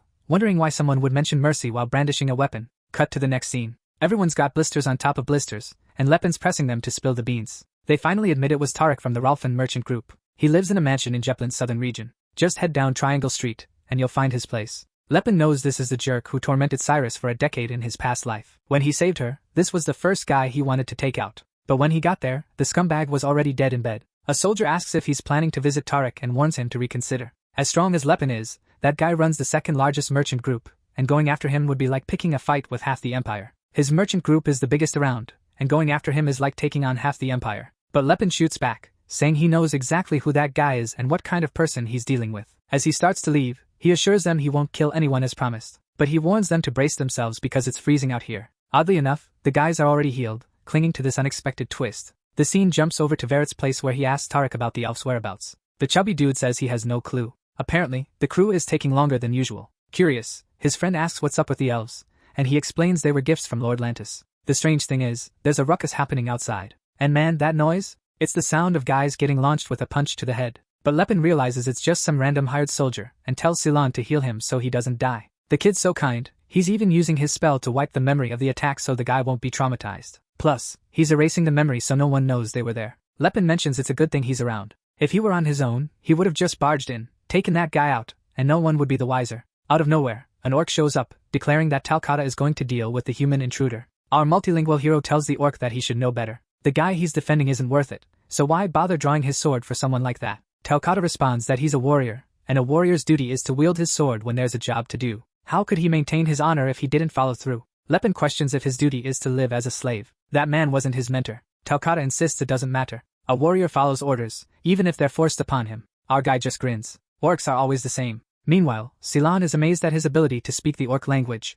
Cyrus is also taken aback but insists that this time, she'll take care of it. He questions her confidence, but she assures him there's no need to worry. Her weapon this time is different. Talcata. He feels like the weak elf has turned into a powerhouse now. Then he tells Silan to stay alert, just in case they need to flex some power. He strolls past the orc, who asks if he's just gonna ignore him. Our guy says he's got a target to deal with and doesn't want to disrespect the opponent by turning his back. The orc nods, saying that actually makes sense, and lets him through. Near one of the doors, Lepin immediately catches a familiar scent. It's those famous drugs the nobles are into. He opens the door, and his face changes instantly. Dude, there's blood splattered all over the curtains. Two creeps spin around, demanding to know who this guy is. They start yelling for the guards, wondering why he's barging in. Lepin says he's seen all sorts of nasty stuff in his life, but even he can't believe this mess. Drugs keep spilling out of the jar, and Tariq stands up, demanding to know who he is and what he's doing there. The protagonist just stares at the floor and notices a pile of lifeless elf girls. His face lights up with a twisted kind of happiness. Tariq starts shouting for Talcata, demanding to know where the guards are. When nobody shows up, he asks how much money the guy wants. Maybe the dude wants a cut of the market or is with the Tavian merchants.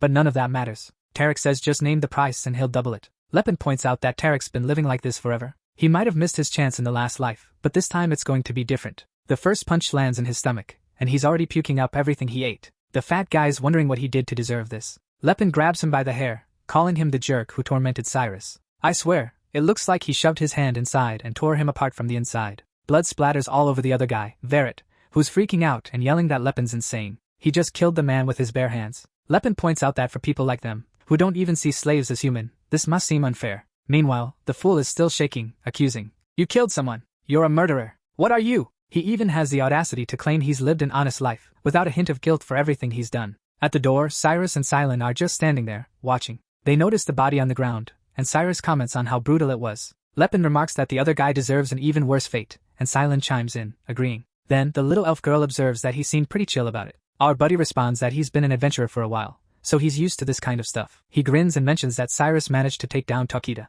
The poor guy admitted she was so strong he didn't stand a chance. Lepin uses his perception and figures out that the orc, who looked half dead, could still be saved. Just then, Vera shouts, remembering the cursed girl. She was the slave he had returned. At that moment, Vera shouts, remembering the cursed girl. She was the slave he had sent back. Cyrus is curious if he's the one who killed the girl lying on the floor. The other person dismisses it, drawing her sword and warning that his life isn't worth the girl's. Vera argues it's senseless to kill over a mere slave, but hey, that's the bare minimum. But dude, he's already been slashed. No time for chit-chat, he's stabbed again. As she twirls the sword, Lepin is just observing. The girl's fury is intense. Later, under the moonlight in the forest, all the slaves gather around a campfire. Talcata mentions there are 17 elf women and 9 orcs, the only survivors from the mansion. Cyrus thanks him, but Talcata says it's unnecessary. His sword's broken, and now her master is his master too. Still, he notes the gender imbalance, which is obvious since there are no male elf slaves. The elves are huddled together, chatting in their language, which no one else gets. Meanwhile, Cyrus reconsiders if she misjudged who Lepin truly is.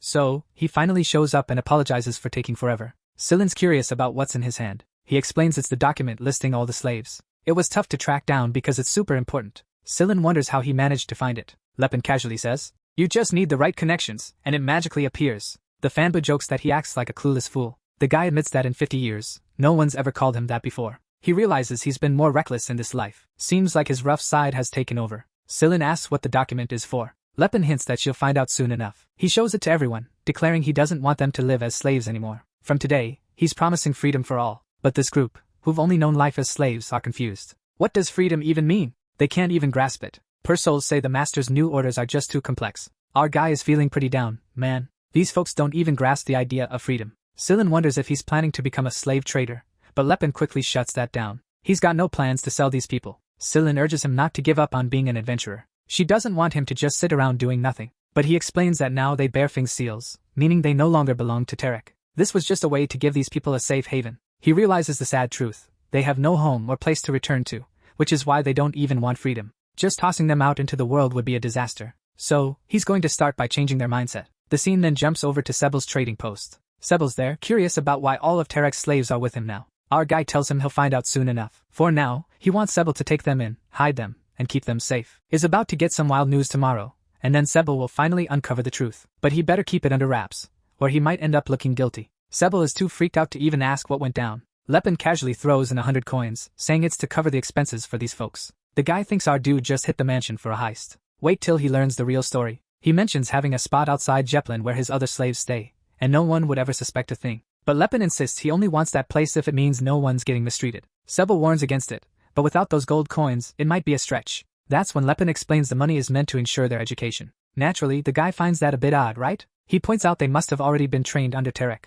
But Lepin isn't after training. He wants them to learn reading, writing, philosophy, history, the whole academic shebang. The man is baffled. He's never heard of giving that kind of education. Why go through all that? Lepin, so, this dude is like, it's not that weird if you think about it. A more skilled slave is better for the master. But Sebel, his right-hand guy, disagrees. He thinks a slave can't learn stuff like that. Lepin just shrugs it off, saying, I'm the one paying, so make sure they get educated. Whether it's worth it or not isn't my problem. Even though he finds it odd, the guy agrees. The catch is that not many academies would take up such an offer. I mean, which scholars would want to teach non-humans, right? But Lepin's already got that figured out. He points out that those scholars also teach regular folks, and regular folks need cash. Those are the ones they'll hire. The guy thinks it's nuts. How can someone who hasn't even finished school teach anything? But man, Lepin's having to argue every single point. He insists he doesn't want advanced stuff, just the basics. Eventually, the guy gives in, saying he'll do it, even though he still thinks it's a waste of time. So get this, the whole concept of educating slaves isn't even a fresh idea. Somebody actually pitched it ages ago.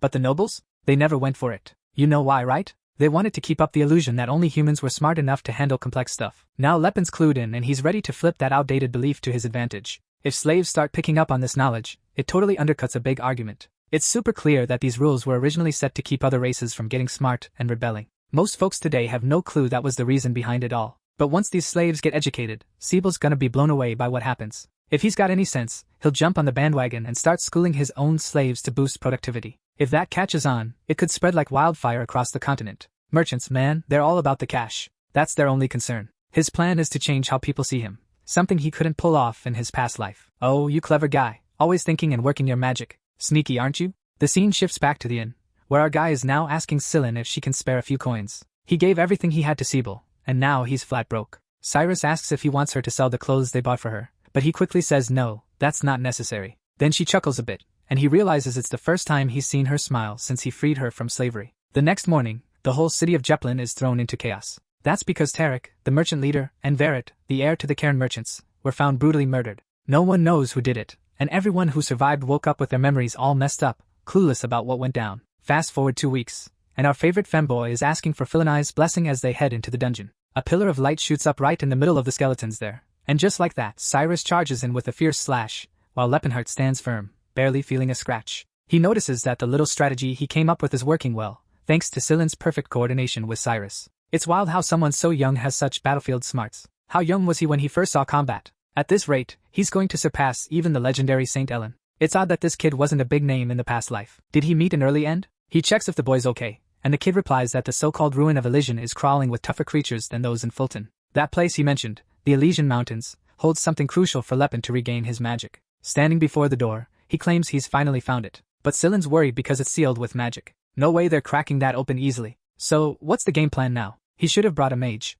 But Lepin's like, give me a few seconds, and I'll whip up a spell. At that moment, Silen is all confused, wondering what the heck is going on. Our guy tells him to chill out. It's just that back in the day, he used to be a warlock. Obviously, this just messes with Silen's head even more. Like, what's up with a dude who fights and uses magic? This guy was already a martial arts pro, had an awakened aura, and was super smart. The world was really upside down. Meanwhile, Silen's just a poor priest who can't even bulk up. But Silen's curious, right? So he asks why our guy is just standing there. Our dude explains he knows magic, but he needs to gather enough mana, which takes some time. So he starts chanting in some weird language and calls on the names of the elders. Using the power of the seal, he asks for the door to open. And man, it actually works. It's like he was a 10-circle mage in a past life. Silen immediately tells him to ditch that warlock title, bro. It took him 13 minutes to open a door. Lepin, gritting his teeth, says the important thing is that it opened, man. So, this guy went all the way there for something called the Voice of Elysian. He was the first mage to hit 10 circles because of it, and he'd lose it if he couldn't snag it. But dude, his face totally shifts when he realizes the room's completely empty. Right in the center, there's just a lone staff lying around. On the way back, he's totally drained, wondering how things went sideways. It just didn't add up. Silen's like, come on man, it's obvious. Someone else got here first. These ruins aren't exactly private property. But Lepin's got a hunch. That ruin wasn't supposed to be found for another 17 years, and he was the one who discovered it. Clearly, the future's getting all mixed up. Silen, though, pulls out this little piece of wood and says, hey, at least we didn't leave empty-handed. It looked like a pretty sweet artifact. Cyrus calls it by its elvish name, and suddenly he's buzzing with energy. And wow, dude, it's the demonic bow of Nalen, a magical weapon that gets stronger the more you focus. It might look ordinary, but it's crafted from the sacred tree of the elves. One arrow from it can obliterate an entire tree. Seriously, who just leaves that lying around? And who swiped the thing our guy was after? Silen admits he never thought that little piece of wood was such a rare weapon. Cyrus agrees, saying it's truly something else. Then the femboy is curious about why someone would abandon such an amazing item. And how did he even recognize it as an artifact? Lepin knows because he met Cyrus back in the day, but he just says he heard about it. His friend tells him not to be upset, as there are plenty of ruins across the continent. But Lepin knows nothing can replace the Voice of Elysian, the only artifact that could restore his lost magical power. Later on, he reaches the village of Yahello, and man, they were treated to a feast. The tough cook hopes they enjoyed the meal, but not so much that they run out of food. Everyone's praising the dish, and she agrees their cook is indeed talented. It's a bummer though, because lately, some arrogant folks have been whining about the food. Silen asks who they were, and she says it was some knights from a noble family who stopped by a week ago. They mention something about checking out some nearby ruins. Lepin wastes no time, tossing a coin her way and asking for more details. She explains that Viscount Kolben came with an expedition team. Oddly enough, everyone in the group seemed way stronger than him. There was even a knight decked out in gold from head to toe. You could tell he was a powerhouse just by how his sword gleamed and his armor shone. At least he was a respectful dude. Lepin instantly recognizes the famous guy in the shiny getup. Then, the scene shifts to a castle. Someone's thanking Captain Eustace for his efforts, and he humbly says it was all possible because of Viscount Kolben. But the Viscount is like, come on, my boy, it's all thanks to your reputation and the amazing work the Knights of the Golden Kingdom are doing here. It was an honor to see your skills firsthand. Eustace downplays it, saying it was no big deal, and then mentions that, as promised, a third of the artifacts will go to him. Meanwhile, our main guy is probably already making his way toward these folks. During the meeting, after they agreed he'd keep a piece of the relics, the old man was cool with it. He said it was a privilege to fight alongside a knight, not minding at all. But let's be real, the guy's already loaded, and having a connection with someone like that is way more valuable. Check out this artist. He created a split painting to show how divided they are. Genius move. Eustace wants to know what Kolben plans to do with the adamantium or calcum they found. Kolben says he's already got some guys working on crafting weapons and armor. So, this dude thinks Eustace must have a ton of skilled dwarves working for him, right? Out of nowhere, he starts laughing and calls over his daughters. I have no clue what's so funny, but he's about to do the obvious thing. He tells his daughters to introduce themselves to Eustace. Says he knows Eustace is married, but he's hoping to build a solid relationship. I don't get it, but my guy Eustace is a lone wolf when it comes to relationships. He straight up says he's not planning on getting involved with any other woman in this life. Whoa. Kolben even leans to the side a bit. Like, did he just offend this guy? He asks something about Eustace's younger brother. But then, Eustace suddenly crushes his glass, his hand bleeding, and declares he doesn't have a younger brother. Everyone starts freaking out, man. Eustace just apologizes. Out of nowhere, the door slams open, and a guy announces that a demon has emerged from one of the artifacts. At first, I thought it was a metaphor, but nope, there's a half-horseman with sides for elbows, tossing soldiers around like ragdolls. Eustace checks it out and realizes it's probably a summoning artifact that got mixed in. It's odd that nobody noticed something like that. His expression shifts, and he grits his teeth, wondering what that fool is up to. He wants to know what that idiot thinks he's doing. Someone starts heading towards the fight, carrying a basic shield and a sword strapped to his back. This kid's got some serious guts, like from Berserk 5. Anyone else feel that? Just me? Alright then. The mages are prepping some attack orbs, summoning the great Yusos, while others are launching ice attacks. It's pure chaos everywhere. Soldiers are on the walls, and this devil isn't backing down. Then the brother raises his sword, saying that now the foot's immobilized, they just need to wait for the captain. But another guy turns around, panicking, and demands to know what Russ is doing. Apparently, Russ is our gutsy guy from the deep web, still charging in, claiming he's going to take down the creature. He jumped in fueled by sheer willpower, but I've got a hunch he's going to crash and burn. The slash looked spot on. Blood splatters everywhere, but the boy, a real tough guy, gets slammed and tossed to the other side of the gate. He stands up, looking a bit shaky when suddenly, a barrage of fire comes flying in and hits the creature right in the chest. Someone tells Mr. Lot to leave the fool there and keep the perimeter secure. Russ shouts at Yusos, who turns around and tells him to stop using his name. They weren't brothers because he was born from someone with a tainted past. Did Russ's dad hook up with another species? Or was it just a girl from a decent job? Yusos, eyeing the creature, says it's a Stephian, a monster only Aura users can defeat. He tosses his sword aside, he makes a few moves, holds it in front of his face, and calls out for Eldred to wake up. Oh, so you're a Power Ranger, huh, sneaky one? Check out the armor appearing on him, man. Now it makes sense why Lepenhart recognized him just from the armor and golden sword. And it looks like we're skipping the fight. We're already back with our guy and the little femboy. Someone's telling our guy that Yusos is one of the top magic swordsmen on the continent. People even compare him to Aura users. Wait, so he's not one? I thought he was the big deal. But here he is, struggling to get by. Lepin, on the other hand, isn't bothered by any of that. He's just saying how nice Cyrus looks in those pajamas. Then, in a quiet moment, someone wonders if this magic sword guy can really take on an Aura user. Lepin admits it's tough to say. The Eldred armor was the ultimate weapon of its time, but mastering its power was no easy feat. That piece was crafted from Eldril's true gold, a material way tougher than mithril. Both the armor and sword were legendary creations of the Silver Age. Wearing that gear lets you cast endless spells with just a thought, but your fighting skills still depend on the user. Yusos then declares he'll become one with the feather that rides the wind. The creature starts closing in, but Yusos charges with a vertical slash, calling for Eldred to awaken once more, and aims straight for its head. Boom, there's this massive 8-circle explosion. Back in the action. In bed, our guy mentions how the Tens family has been diving deep into Eldred's power. They know that just having a powerful tool isn't enough to make someone unbeatable. Selling comments on how much respect he seems to have for the magic swordsman, which is unusual since Aura users typically aren't like that. Lepin explains it's because House 10's mastery of armor is on another level compared to most swordsmanship.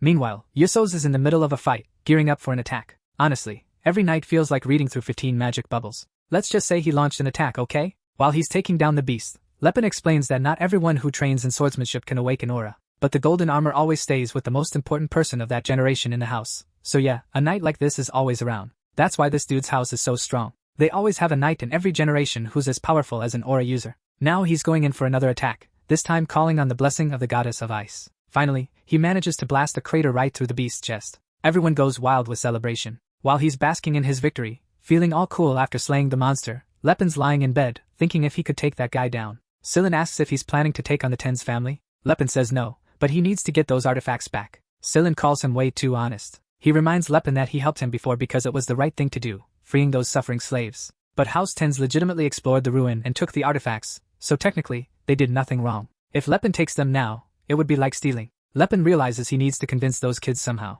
so he decides to reveal the truth, that they're allies. He mentions having Master Gerard and says he needs to retrieve the artifacts the Master hid in the dungeons, and one of them is that one. Sillin's over there, trying to wrap his head around it, and our guy insists it makes total sense. How else would he know all the paths and details, right? It sucks having to lie to Sillin, but he can't avoid it, man. He really needs those artifacts. Even though the kid's being tricked, he admits it's odd. No matter how valuable those items are, Lepin doesn't strike him as someone who'd steal from others. This makes him realize Lepin must really need whatever it is. That clever femboy can't be easily fooled, huh? Lepin just admits he desperately needs it. Meanwhile, Isis is dealing with a brown nurser who's all impressed, saying it was amazing. Cephian didn't stand a chance against the Golden Knight, but Isis just tells them to clean up and quit bothering him. Then he looks over at Russ and Man, feeling a bit sorry for them, and comments that someone who can only do a vertical slash is pretty much useless. He suggests they stop bragging about being from the House of the Sword of Tens. Isn't that the same story as the lazy noble? You know, the guy who only does vertical slashes but is still a total beast, right dude? Russ insists that he still belongs to the house and carries the sword with pride. The next day, he's back at it again, practicing those downward slashes. At least the guy's got determination, right bro? The crew shows up in the morning, demanding to know why he pulled that stunt in the middle of yesterday's fight. He goes back to training and explains he was just trying to kill the demon, obviously. They call him an idiot, asking why he thought anyone needed his help. All he had to do was wait for the captain. Russ turns around and declares, "I'm also from House 10s, and if you've got a problem with that, just challenge me to a duel. I'll take you on any time." I honestly thought they'd take him up on the duel, but instead, they just called him a bastard and left. So, the story goes that Russ is pretty strong, but he's only picked up one move, the downward slash. Oh, and the breathing technique. Wait, that's 2 skills, right? Any sword master who saw his downward slash would call it a masterpiece. But aside from that, he had nothing else in his arsenal. House 10s might have lost touch with the true art of the sword, but as a noble house of knights, even their guards were top-notch. Yet, for some reason, Russ's dad was there saying he couldn't teach him anything. Well, that's because everyone in the house, all the vassals, were against teaching techniques to a kid born out of wedlock. The father claimed those moves were just fragments of the sword's path, leading someone to the aura path. Maybe one day, he could awaken that ancient power they lost ages ago. So, despite everyone being against it,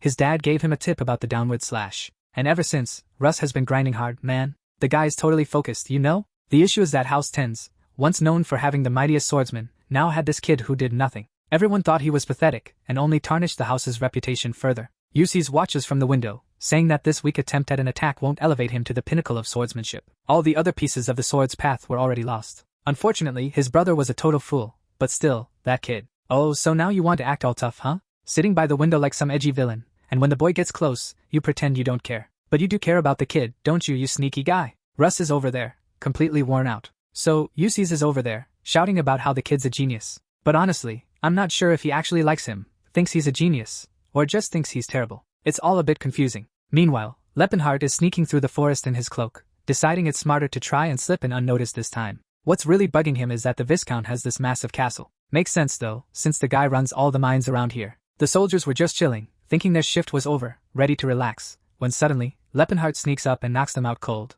Night-night, guys. As 2 guys stroll down the hallway, chatting about the armored dude and the knights, they totally miss Lepenhardt up on the ceiling, wondering how he ended up living like a gecko. But he keeps moving, hopping from pillar to pillar, and starts thinking maybe he's got a knack for this thief life. Seeing the guys by the door, he immediately recognizes that the ones with slightly better armor are from House 10s. But before they can react, the first guy gets an elbow to the gut, and the second one is taken down with a rear naked choke. He ties them up, heads over to the door, and realizes it's got heat and motion sensors. He spots them easily, but disabling them is a whole other challenge. On the bright side, if it's a magical barrier, it must be powered by some kind of core. He notices a stone on the floor, and when he picks it up, he sees some markings on it. As soon as he destroys the stone, the barrier comes down, and he's inside the hall. He immediately starts recognizing the harp and other items. They're all from that place. But the order and names are a bit off, like whoever handled them didn't know what they were doing. He speeds through the corridor, knocking everyone out, but the real challenge is holding back so he doesn't accidentally kill anyone. The mages are busy casting some kind of fireball spell, man. So, our guy grabs another dude, and uses him as a human shield. The dude calls him a monster, but our guy knows those clothes have some magical protection. Then, they unleash a barrage of arrows, but to Lepin, it feels like getting splashed with water. The real issue? Suddenly, some liquid-like chains hit him and start wrapping around him. Lepin's impressed. They figured out they can't capture him, so they're just trying to pin him down for a bit. Gotta admit, these knights are well trained. That's when someone slams a shield into the ground. Russ charges in, claiming he's gonna make him suffer with the sword of 10s. Another soldier tells Russ to fall back, while Lepin's thinking, what's this fool even trying to do? The problem is, Russ is coming in hot with that downward slash. Weirdly, Lepin feels like he knows Russ, but can't quite place him. Everything about Russ seems normal, except that slash is unreal. The attack looks like it hits perfectly, but seriously, dude? Lepin just uses the chain to block the sword, and he lands a solid hit to the ribs, then snaps his fingers. That sends the kid spinning out of control. Our boy is baffled, trying to figure out how someone can have such a powerful downward slash yet be so terrible at fighting. It's the most bizarre imbalance he's ever witnessed. Just then, someone starts a speech, and you already know it's gotta be that annoying Yussos. Our boy tries to defend himself, but the problem he was avoiding shows up, the Golden Knight. The knight remarks how odd it is for someone so skilled to break into homes to steal. Lepin immediately responds that he has his reasons, man. Obviously though, the knight says those reasons can wait. Arbo's already charging in, dude. At the Academy of the Undefeated, they teach that striking first is the key to victory. Yusi's charges in too. Our guy dodges the sword strike and goes for a punch. The knight dodges it just in time. They both pull back, and the army guys are puzzled about what Yusi's is doing and why both stopped mid-attack. It seems like they both made a reckless move, but since both of them attacked, but they realized they'd both end up dead, so they backed off. Out of nowhere, Yusi starts chanting his spell and activates his shadow ability. But this poor guy is trying magic against Leperheart, who knows all the tricks. Leperheart just waves his cloak, scatters the shadows, and now Yusi's is wondering how Leperheart knows that power. Leperheart's about to explain that magic is new to him, but Yusi's is already launching another attack. He dodges again, and every time Yusi's charges, Leperheart has to dodge and counterattack. And man, Leperheart just landed a solid hit right in Yusi's chest. Yusi's can't believe the blow actually pierced his armor, but he quickly fires off another magic combo, calling on the goddess of fire, the goddess of ice, and some other goddess. Leopardheart's starting to realize that if this keeps up, his life is on the line. Another explosion rocks the inside of the walls, and through the smoke, Leopardheart realizes he needs to get serious about this fight. This dude just whipped out a material destruction spell, which is some seriously high-level magic. Ulysses is once again losing his mind, trying to figure out how this guy knows how to counter every spell thrown at him. The only way a human could keep up with him is if they were an aura user. Then he kicks in some kind of decomposition ability, and a purplish toxic mist starts swirling around Lepin. But he knew you could cancel it out with a simple air shift. With one stomp on the ground, and the attack shatters. Suddenly, they're face to face. It's a clean hit, but he blocks it again with his sword. And this guy is still wondering if our hero's got aura, right? But now he's convinced things are going to change. He's sure the guy can use aura, so he's ready to step up his game. While dodging, Lepin is thinking that this magic is seriously underhanded. In his past life, he thought only fighters used sneaky tricks, but now he sees it differently. Meanwhile, the other knights are just chilling from a distance, watching everything go down. Meanwhile, Usus is trying to figure out why an aura user is behaving this way. It's because our guy isn't even going all out. He's holding back to avoid linking this heist to his master's academy, and Usus starts to catch on. He notices the guy has the strength and aura power. So why isn't he using it? If that's the case, he's going to lose without even putting up a fight. So he calls on Eldred and Eldrin to awaken. Pretty sure that's his armor and sword. At that moment, Lepin realizes danger is right on his doorstep, and the guy comes at him with everything he's got. Oddly, Lepin looks at the chaos and thanks the dude. He calls him the Golden Knight. The attack seemed like it was going to hit him directly, but it slammed into a barrier instead. Our guy had activated the Spiral Guard. Yeah, I remember that one. It took him a while to master, just like the teacher said. A blinding flash messes with everyone's vision, while the brother is shouting for Usus. Boom. Explosion. Out of the smoke, our guy emerges, looking like he's been through a lot. The dude is freaking out, mumbling to himself. No way! How did he block that move? And yeah, our guy did block it, but he's looking rough. The Spiral Guard kicked in too late. He leaps off the building, heading straight for the river. A soldier checks on Usus, and someone else says they need to figure out which artifacts got snatched. Plus, they were supposed to send a team to hunt this guy down. They can't let him slip away. One guy's like, if someone jumped from that height, they'd be toast. But Usus knows a fall like that wouldn't take him out. Suddenly, Cyrus wakes up, startled. She jumps up, feeling something's off, and Scylla asks what's going on. She can't quite put it into words, but she's got a bad vibe that something's up with Lepin. Seriously, dude. The next day, they're already plotting to nab those two little thieves. He captures the two small bandits. So Cyrus is making a break for it, and Scylla's over here insisting he's too macho to be carried around by just any woman. Meanwhile, a soldier slips a coin to some dude because the whole town's been recruited to hunt them down. Seriously, it's like Attack on Titan out here. Everyone's on the rooftops yelling at the intruder to freeze. She's got no escape route, so she's expected to drop her weapons. But nope, Cyrus whips out this legendary bow and bam, nails it. Right in the face, no hesitation. Usus wants to know what's up, and the guy's like, sorry, but these bandits are surprisingly skilled. Usus is chill about it, saying he'll take over from here. Cyrus shouts for Scylla to jump back into her arms, and he's just standing there, wondering when Lepin's gonna kick off his muscle training. Right then, they hear someone calling for the Blade of Wind. It's gotta be that announcer dude again, hyping up all the powers. And Cyrus is already sprinting away with Scylla in tow. What's going on here? This dude's got golden armor, a golden sword, and he's just floating there. And our bronze elf girl? She spots him immediately, no hesitation. Usus is puzzled, wondering how an elf ended up with such a pricey sword. Then this femboy buff guy shows up, giving him the courage of a lion. Usus realizes this odd group isn't just any band of thieves. Our femboy thinks Dan Lepin really underestimated these guys and dragged everyone into this mess. In a blink, Usus finds herself face to face with Cyrus. Poor girl blocks the attack but gets sent flying. I'm not entirely sure how we got to this point, but I bet it'll all make sense soon. Next thing we know, after falling into the river, our guy wakes up all bandaged up. Facing that guy without using all his skills was definitely a dumb move. But hey, it didn't turn out too bad. He managed to recover the voice of Elysium. Now, he's just trying to figure out where he is. Suddenly, a little dwarf shows up, asking how he's doing and introduces himself as Ethos. A little dwarf shows up and asks how he's feeling, introducing himself as Ethos. Our guy introduces himself, and then the dude asks Taylor to bring him some soup. Historia jumps in to mention that Taylor is an adult dwarf, ready for marriage. Why that's important, who knows? Lepin finds it odd because dwarves aren't usually this friendly. So, what's up with that? But his curiosity doesn't last long because someone else shows up. Enter Gelfried, a priest of the god Allport. He greets Lepin, saying their savior has finally awakened. Lepin is just standing there, looking all puzzled. The old man jumps in, saying that 6 years ago, a prophecy was given to the high priest. It foretold that someone with a steel body and endless knowledge would rise from the shadows, brought by the tears of the north. This person was meant to change the future and bring salvation. So basically, the prophecy said this genius would float out of the river and save everyone because he's the hero. That's what the high priest told them. The explanation was that the clever guy would float out of the river currents and save them because he's the hero. That's what the high priest said. Our guy notices the dwarves' expressions pretty much sum him up. So, Allport is the god these dwarves worship, and he's the one who dishes out prophecies. Apparently, a new one came out 6 years ago when our dude reincarnated here. This shows that, once again, this god is active in the timeline, making moves.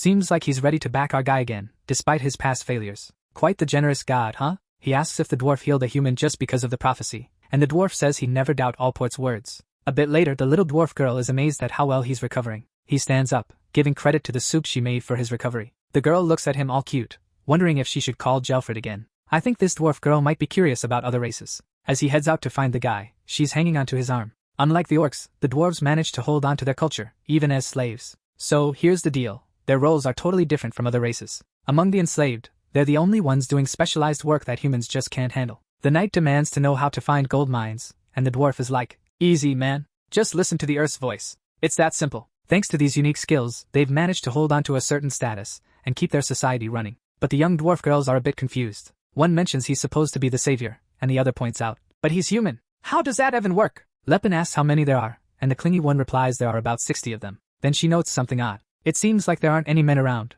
and she explains it's because they're all off in the mines and mountains. Lepin realizes that humans like to keep the dwarves separated. If the men ever rebel, all they have to do is target the women and kids, you know? Then we switch over to the little dwarf guy. They greet him warmly, noting he seems to be in better spirits. Lepinheart, our guy, says to just call him Lepin, not savior. Gelfried admits he doesn't really get why Lepin is seen as the savior either, but he noticed Lepin doesn't view them as slaves. Lepin agrees he respects the dwarves, but he feels that's not enough to bear the responsibility for their entire race. The old man admits he's clueless about why Allport picked a human as their savior, but he trusts the god has a plan. How Lepin would save them is beyond him, but he's ready to help however he can. Also, when he called Lepin the savior, Lepin didn't seem too shocked. Turns out, he's been through something like this before. He asks why the dwarf summoned him, and the girl explains that the high priest wants to see him. This high priest is the guy who gets the oracles from Allport, known as Father Macallan, the spiritual leader of the dwarves. Lepin's already smiling because Macallan is the same little dwarf who was with him when they took down the kingdom at the start of the story. Then Galfat comments that he's quite an intriguing guy. He didn't expect the boy to buy into such a wild tale so easily. He was worried about how he'd explain and convince him, especially since, unlike the dwarves, he doesn't hear the voice of truth. That's why he's so impressed. It's like the kid actually gets it all. Lepin's just there, grinning away, but he knows, man, and Terry's fell in the past, and following Allport's path again would just lead to the same downfall.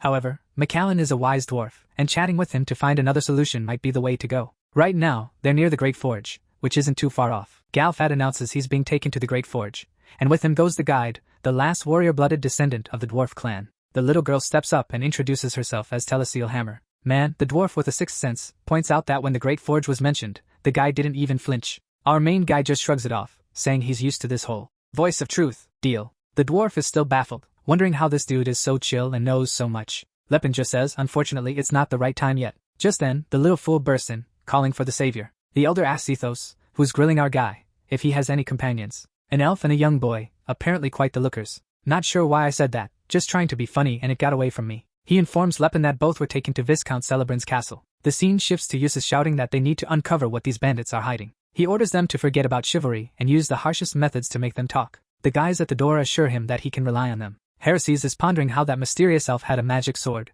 something only a captain of the High Order would possess. Plus, the young priest had the power of a bishop. He needs to figure out who these two are, and fast. But it seems the soldiers are clueless about torture. They're standing around, wondering how to extract information. One says, "You can't hit too hard, or they'll die." The other adds, "But if you hit too soft, they won't spill anything." Then the door opens, and one of them says it doesn't matter. In the end, they just need to make them talk somehow. Varys says he's got it, and Rento agrees, suggesting they hit him on the head. Half an hour later, the guys are oddly red-faced. Turns out, they got overwhelmed by Silen's endless chatter. And this isn't just any random chatter, my guy. He's spilling all the beans. He's already told them everything.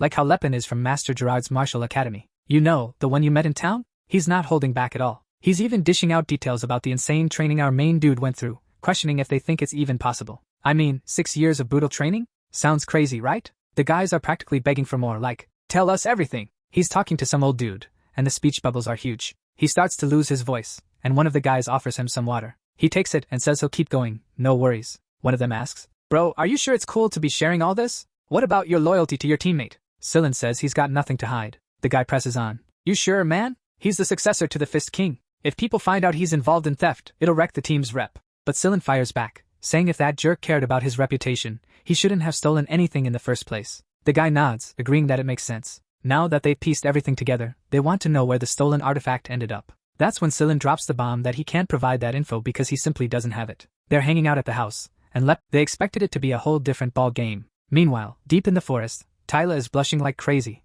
watching our guy and thinking he's something else. That's because this dude already went out, hunted a boar, and tossed it in the oven. He's got the grill set up and is prepping the food for the two of them. Tila's curious, asking if he's really okay with hunting here since it's Kelburn's turf. Lepin shrugs it off, saying he doesn't sweat the small stuff anymore. She's just standing there, puzzled about why he's bringing this up now. Meanwhile, Lepin's lost in his thoughts. If he's gonna free the races, he can't stick to all the rules. I mean, wanting to set them free is already breaking the law in a way. He takes a bite of his food, mentioning he needs to recharge quickly and sort this out. Tila's just watching him, amazed at how fast he's healing. With a simple swing of his arm to the side, everything goes silent for a moment, and then, bam, a wave of energy explodes out. The beast rises, looking ripped, and declares he's back to full strength. Over at the castle, Ulysses is there, claiming he knows it wasn't just a fluke. Out of all the artifacts, that guy didn't randomly pick that one. That young dude was in the know. Then we flash back to a month earlier. A guy walks up and asks if he's Ulysses, the Golden Knight. Ulysses demands to know who he is, and the guy says if Ulysses is truly the heir of House Tens, he'll recognize this symbol.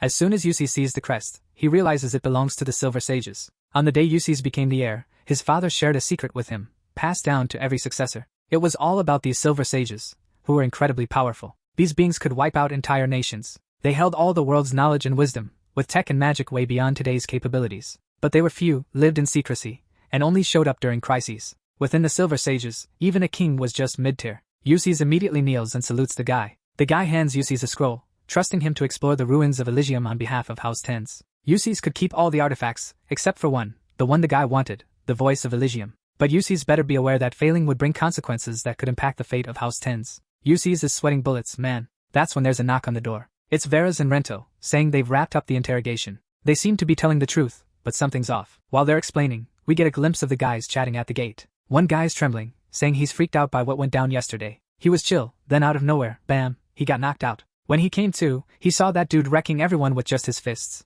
taking down 30 soldiers like it was nothing. And now, Ulysses has brought in that guy's crew. He's worried that guy's gonna come back to save them. Suddenly, the guy glances to the side and feels a chill run down his spine. Oh snap. Lepin is walking across the bridge. He's already here, activating the Horn of Calamity. At that moment, Ulysses is inside, his face full of fear, asking if that guy was really a student from the Academy of the Indomitable. Why is a Silver Sage interested in something owned by an Academy member? So, here's the deal. Sillin probably already spilled the beans about what our guy said. You know, how his master left that item for him to pick up. I'm pretty sure he shared all of this, and now we're at the point where it all makes sense. You with me? Ulysses is aware there's a chance it might be a bogus story, but still, that kid was a bishop with power on par with Philinitz, and someone that young, with such sacred power, couldn't possibly fake something like this. To Ulysses, those two were just pawns in that guy's game. The real kicker? They're about to be tossed aside without a second thought. How's he supposed to nab Dan Lepin if the guy's already made a run for it? Sure, he could call on House 10's power, but it wouldn't matter since the voice of Elysium is lost for good. Right in the middle of that train of thought, my dude,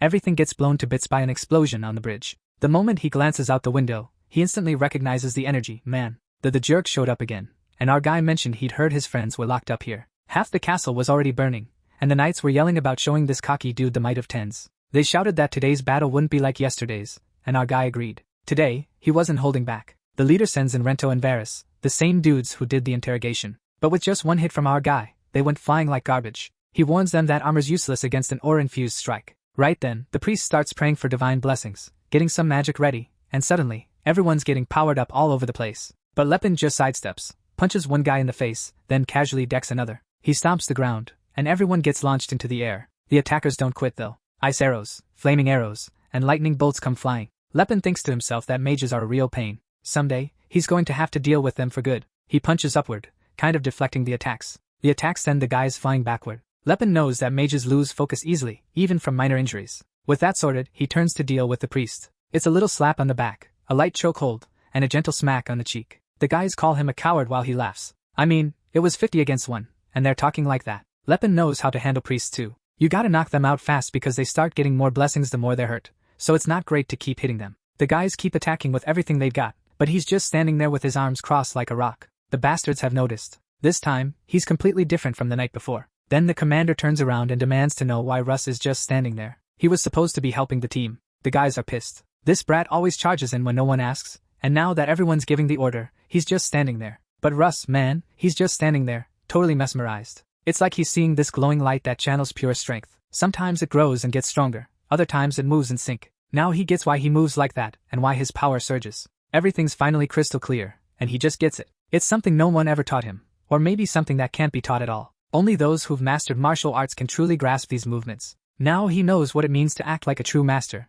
and all he can do is stand there in admiration. Suddenly, a flurry of attacks comes his way. Our guy dodges to the side, glances up, and grins, saying it took long enough. He just states that, under House 10's, he won't put up with any more rebellion. Look at the mess you've made with all these knights. Lepin tells him to quit acting surprised. He's been hiding and watching the whole time. Lepin tells him to quit acting surprised. He's been hiding and watching for a while. Ulysses is taken aback, curious about how Lepin figured it out. Lepin's already on it, noticing the guy's got this magic armor that boosts his power to match an aura user. But when it comes to sensory circles and aura expansion, he's clueless. Lepin mentions he knows Ulysses wanted to test his skills, but sending his subordinates like that, that's cold, man. Word on the street was that he was a noble and righteous knight, but it seems he's got a shady side too. The soldiers nearby can't believe Ulysses would pull something like that. Lepin challenges him to explain the delay. Was he taking a shower or something? Ulysses, all flustered, claims he was just napping and woke up disoriented, which is why he didn't show up sooner. But he's already unsheathing his sword, saying it's cool, he's ready to pay the price for the honor of House 10's. And here comes this guy again, pulling off his Power Ranger transformation, doing it right in front of Lepin, who tells him not to hold back this time. Just as Ulysses makes his move, jumping right in. Dude, he's already casting his magic. Let me read this spell so you can see how long it is. The assassin's eyes pierce the shadows, the leopard's cry strengthens my limbs, and with the dragon's vision, I see the world. It's like that. Seriously, I hope that's not all. The world's pure flow empowers my blade. All that for just one attack, man. And Lepin's just chilling there, then bam, he punches the sword. Way easier, right? Aura's on, and they're just straight up brawling now. Punches are flying back and forth. The issue for our guy is that even with his body reinforced, he's still getting hurt. Ulysses notices some hesitation and throws more attacks, thankfully without another long speech this time. Lepin's using that spiral defense move, whatever it's called. While defending, he's already pushing forward, all clenched in. Meanwhile, back in the prison, the two waifus are wondering what's happening. Styrus figures it's probably Lepinheart coming to rescue them. Scylla admits she likes to act all aloof, but deep down, she's pretty sure he's into her. A bit shy, she confesses she's not entirely sure how Lepinheart thinks, but it feels like he treats her exceptionally well. Scylla suggests maybe he's into elf girls. Styrus chimes in, saying she initially thought it might be about Lepinheart's interest in different races, or maybe he's just into a bit of adventure. But when she looks into his eyes, she senses something deeper. Salen comments that when women fall in love, their perspective shifts. They start believing he's unique, special, like he's got something no one else has. But after marriage, they often claim they were deceived. At least, that's what he picked up at church. He slams himself against the wall, grumbling about Dan Lepin. Why didn't Lepin just steal the thing properly instead of dragging everyone into this chaos? Cyrus points out that he's managed everything well so far. The fiery redhead retorts that he only agreed to help because he thought he could stop Lepin, not let him do something so reckless. Besides, he understands that sometimes you can't stick to the rules in life. Cyrus remarks that he's surprisingly mature for his age. The redhead shoots back that he's turning 20 soon, so he's not much younger than Lepin. Shocked, she exclaims that she thought he was at least 20 years younger than Lepin, not just 3. They're in the middle of this banter when suddenly, Tila bursts through the door and asks if Cyrus is there. She steps in, introduces herself, and says she's here to assist Lepinheart. Cyrus, a bit confused,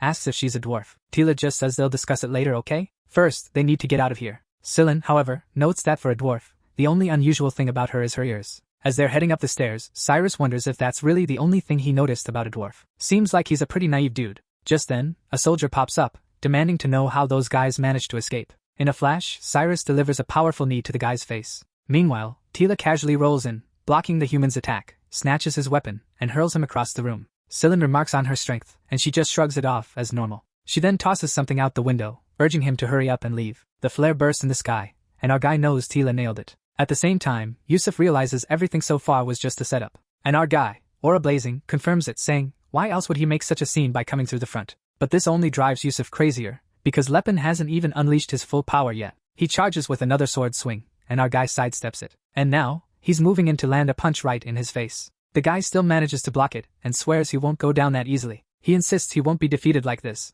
But Lepin's pressing forward, not giving him a moment to catch his breath. Another punch is coming, and it looks like it hits the ground just as the dude sneaks up from behind. He launched an Idrim attack, but our guy steps aside, comes up from below, and lands an uppercut right on him. Lepin quickly realizes something's off. It doesn't feel like a normal body. The dude turned into a bunch of shadows, and suddenly, clones start appearing all around him. But our guy, being a magic whiz, knows these illusions are easy to handle. He just needs to sense the real one's presence. As skilled as Yusuf is, he really doesn't know how to fight someone with aura. All the clones toss their swords into the air and start chanting the same speech. But in a flash, Lepin's face to face with one of them, asking if he's the real one. The punch lands square on Yusuf's face. He's stunned, wondering how he got found out. But for Lepin, a guy with aura and mage skills, this is a piece of cake. Yet, the stubborn guy won't quit. He gears up for another attack, claiming he doesn't know how, but the House of Tens won't crumble. He launches into another one of those speeches while our dude just goes ahead and activates Spiral Guard. Another speech, another Spiral Guard, another speech, and you already know the drill, right bro? It's Spiral Guard again.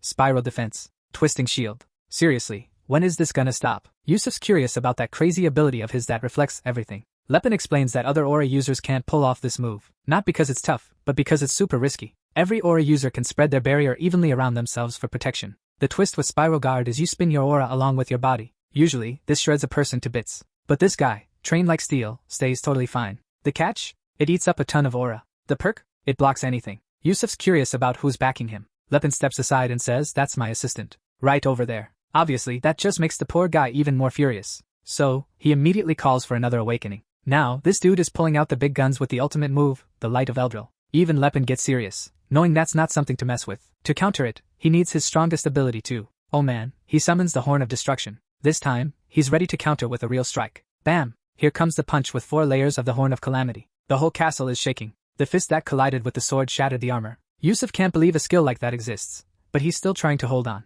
He notices the attack created an explosion pattern, like ripples from a rock hitting a lake. But instead of letting them fade, he gathers them into a single point. Even so, he's not ready to give up. Phew man. But the fist went straight through the entire place. The mountain of muscles clothes are already torn up, and now the guy is sent flying. Usually, when we say someone exploded into a wall, it's just an expression, but this time, it was for real, my guy. And there he is, just standing there like a total boss. Meanwhile, the rest of the army is shaking, trying to figure out how their captain got wrecked like that. The mightiest sword of House Tens had been defeated. Walking over to the sword, Lepin casually mentions that magical items can repair themselves, but it'll probably take at least 6 months. As soon as he picks it up, the guys start accusing him of being a bandit, but he just hands it back to one of them, saying he had no choice but to wreck everything. That's when one of the soldiers realizes he wasn't there for loot. Lepin was considering taking that sword to Cirrus, but he knows there's another one, the one she used in a past life, and it's way better. He waves goodbye to everyone until someone points a blade at him and tells him to stay put. It was that jerk, Russ, claiming it wasn't over until the whole house was down. His buddies are like, "Dude, what are you doing? That guy just took down your brother." The soldier's already thinking about kicking this guy out, but Russ just keeps moving forward. Lepin, watching closely, realizes it's the same dude who did that downward slash. He didn't seem like much of a threat at first. That is, until the guy's blade suddenly gets wrapped in this blue energy, and Lepin barely manages to dodge. Even worse, the slash actually impacts his body. The only explanation is that it's an aura blade. The guys ask Russ what the heck he just did, and he casually says he just reclaimed the Sword of Tens. Right then, Lepin recognizes that mana's color, a blue as bright as the sky, and remembers the swordsman Cirrus, who came to defeat him, claiming he'd put an end to that dark empire. When he says that name out loud, Russ asks how he knows it. Oh, because yeah, his real name is Cirrus, and Russ is just a nickname. Cirrus Montens was the name he got when he first started becoming a knight. But since no one wanted to acknowledge him as a real soldier, they stuck him with the nickname Russ. Lepin wonders how he didn't recognize this guy sooner, knowing he was from House Tens. Right now, House Tens is famous for the Golden Swordsman, but in 30 years, the story changes. They'll be known for the legendary Stellar Swordsman, shattering the old belief that they only relied on magical weapons for their honor. The rest of the group is acting all shy, curious about how he knows Russ's real name, and why he's calling him the Stellar Swordsman. They think he's not that impressive. Russ is blushing like crazy, but the girl reassures him, saying he must have been mistaken for someone else. No need to stress. Clearly, none of this adds up, and Russ is well aware of it. Meanwhile, Lepin notices this guy is nothing like the one he met in the future. Age changes people, sure, but the guy's recklessness is still the same. He charges again. This time, Lepin has to use Spiral Guard, leaps into action, to defend, and bam, hits him right in the gut. But the guy lands on his feet and reactivates his aura. Lepin comments that using aura like that for defense, right after awakening, is pretty impressive. The fight kicks off again, and now Lepin's the one under pressure, dodging like crazy. The tricky part is, reading his moves is nearly impossible. See, every martial art has a foundation, a system crafted over years by martial artists. Even the technique Lepin picked up from Gerard has its own set of rules. But Russ? He's like a wild animal, swinging wildly and hoping for the best. What puzzled Lepin was that even with such a chaotic style, there were no obvious openings. His attacks were precise, yet didn't defy any known logic. Geniuses like him pop up maybe once a century, which is why they call him the Stellar Swordsman. And with that kind of talent, Lepin suddenly had a flashback. Cyrus had mentioned that filthy orc didn't stand a chance against his sword. That was the jerk who took out Tassad, one of Lepin's subordinates and a good friend. In that moment, Lepin snaps, declaring this guy as Tassad's enemy, and lands a solid hit on the sword, instantly canceling Russ's aura. Looks like Lepin's about to get serious now, but Russ is still all about charging in headfirst. Right then, he gets ready to unleash a move he's practiced a million times. Lepin realizes this guy is destined to be a sworn enemy. He figures he needs to take him out now to stop a cursed future. Boom! He lands a punch right in Russ's gut saying, "Glad I got to meet you this early." And bam, Just like that, the explosion sends the kid flying way back. He's just chilling there in the flames. But then, his expression shifts. Russ gets back up and declares he's from the House of Tens, and they never fall. Lepin is in disbelief. That punch was supposed to be lethal. Unlike his fight with Yusi's, this time he had no intention of letting the other guy survive. Yet not only did Russ survive, he didn't even fall. He looks like a walking corpse, but he's still on his feet. Lepin now wonders, should he finish him off or not? Logically, he wants to end it, but something inside him is saying he shouldn't. It's not like Russ hasn't done anything wrong yet. Lepin knows that with Russ's current power, he could easily take out someone important to him. Taking out an enemy now would be ideal. But he also realizes that Tacit, with his warrior spirit, wouldn't want that. He'd be livid if the guy who beat him got killed before he could even think about revenge. So he says out loud that Tacit would definitely be angry about it. He then turns around and decides to give Russ a chance to live because Tacit will want that showdown. Cyrus is confused and asks what Lepin means. Lepin just tells him to survive and become stronger. It's for Tacit's sake that he's letting him walk away. In their past lives, those two clashed multiple times. Each battle pushed their skills to new heights. You could say Tacit became the legendary orc warrior he is because of those fights with Cyrus. If Lepin kills him now, it might mess with his friend's future too. So, the guy just turns around and walks off, leaving the kid standing there in shock. The kid's just frozen, staring after him. But then, out of nowhere, he grits his teeth and lets out a scream, his aura exploding around him as he slams his sword into the ground with a bang.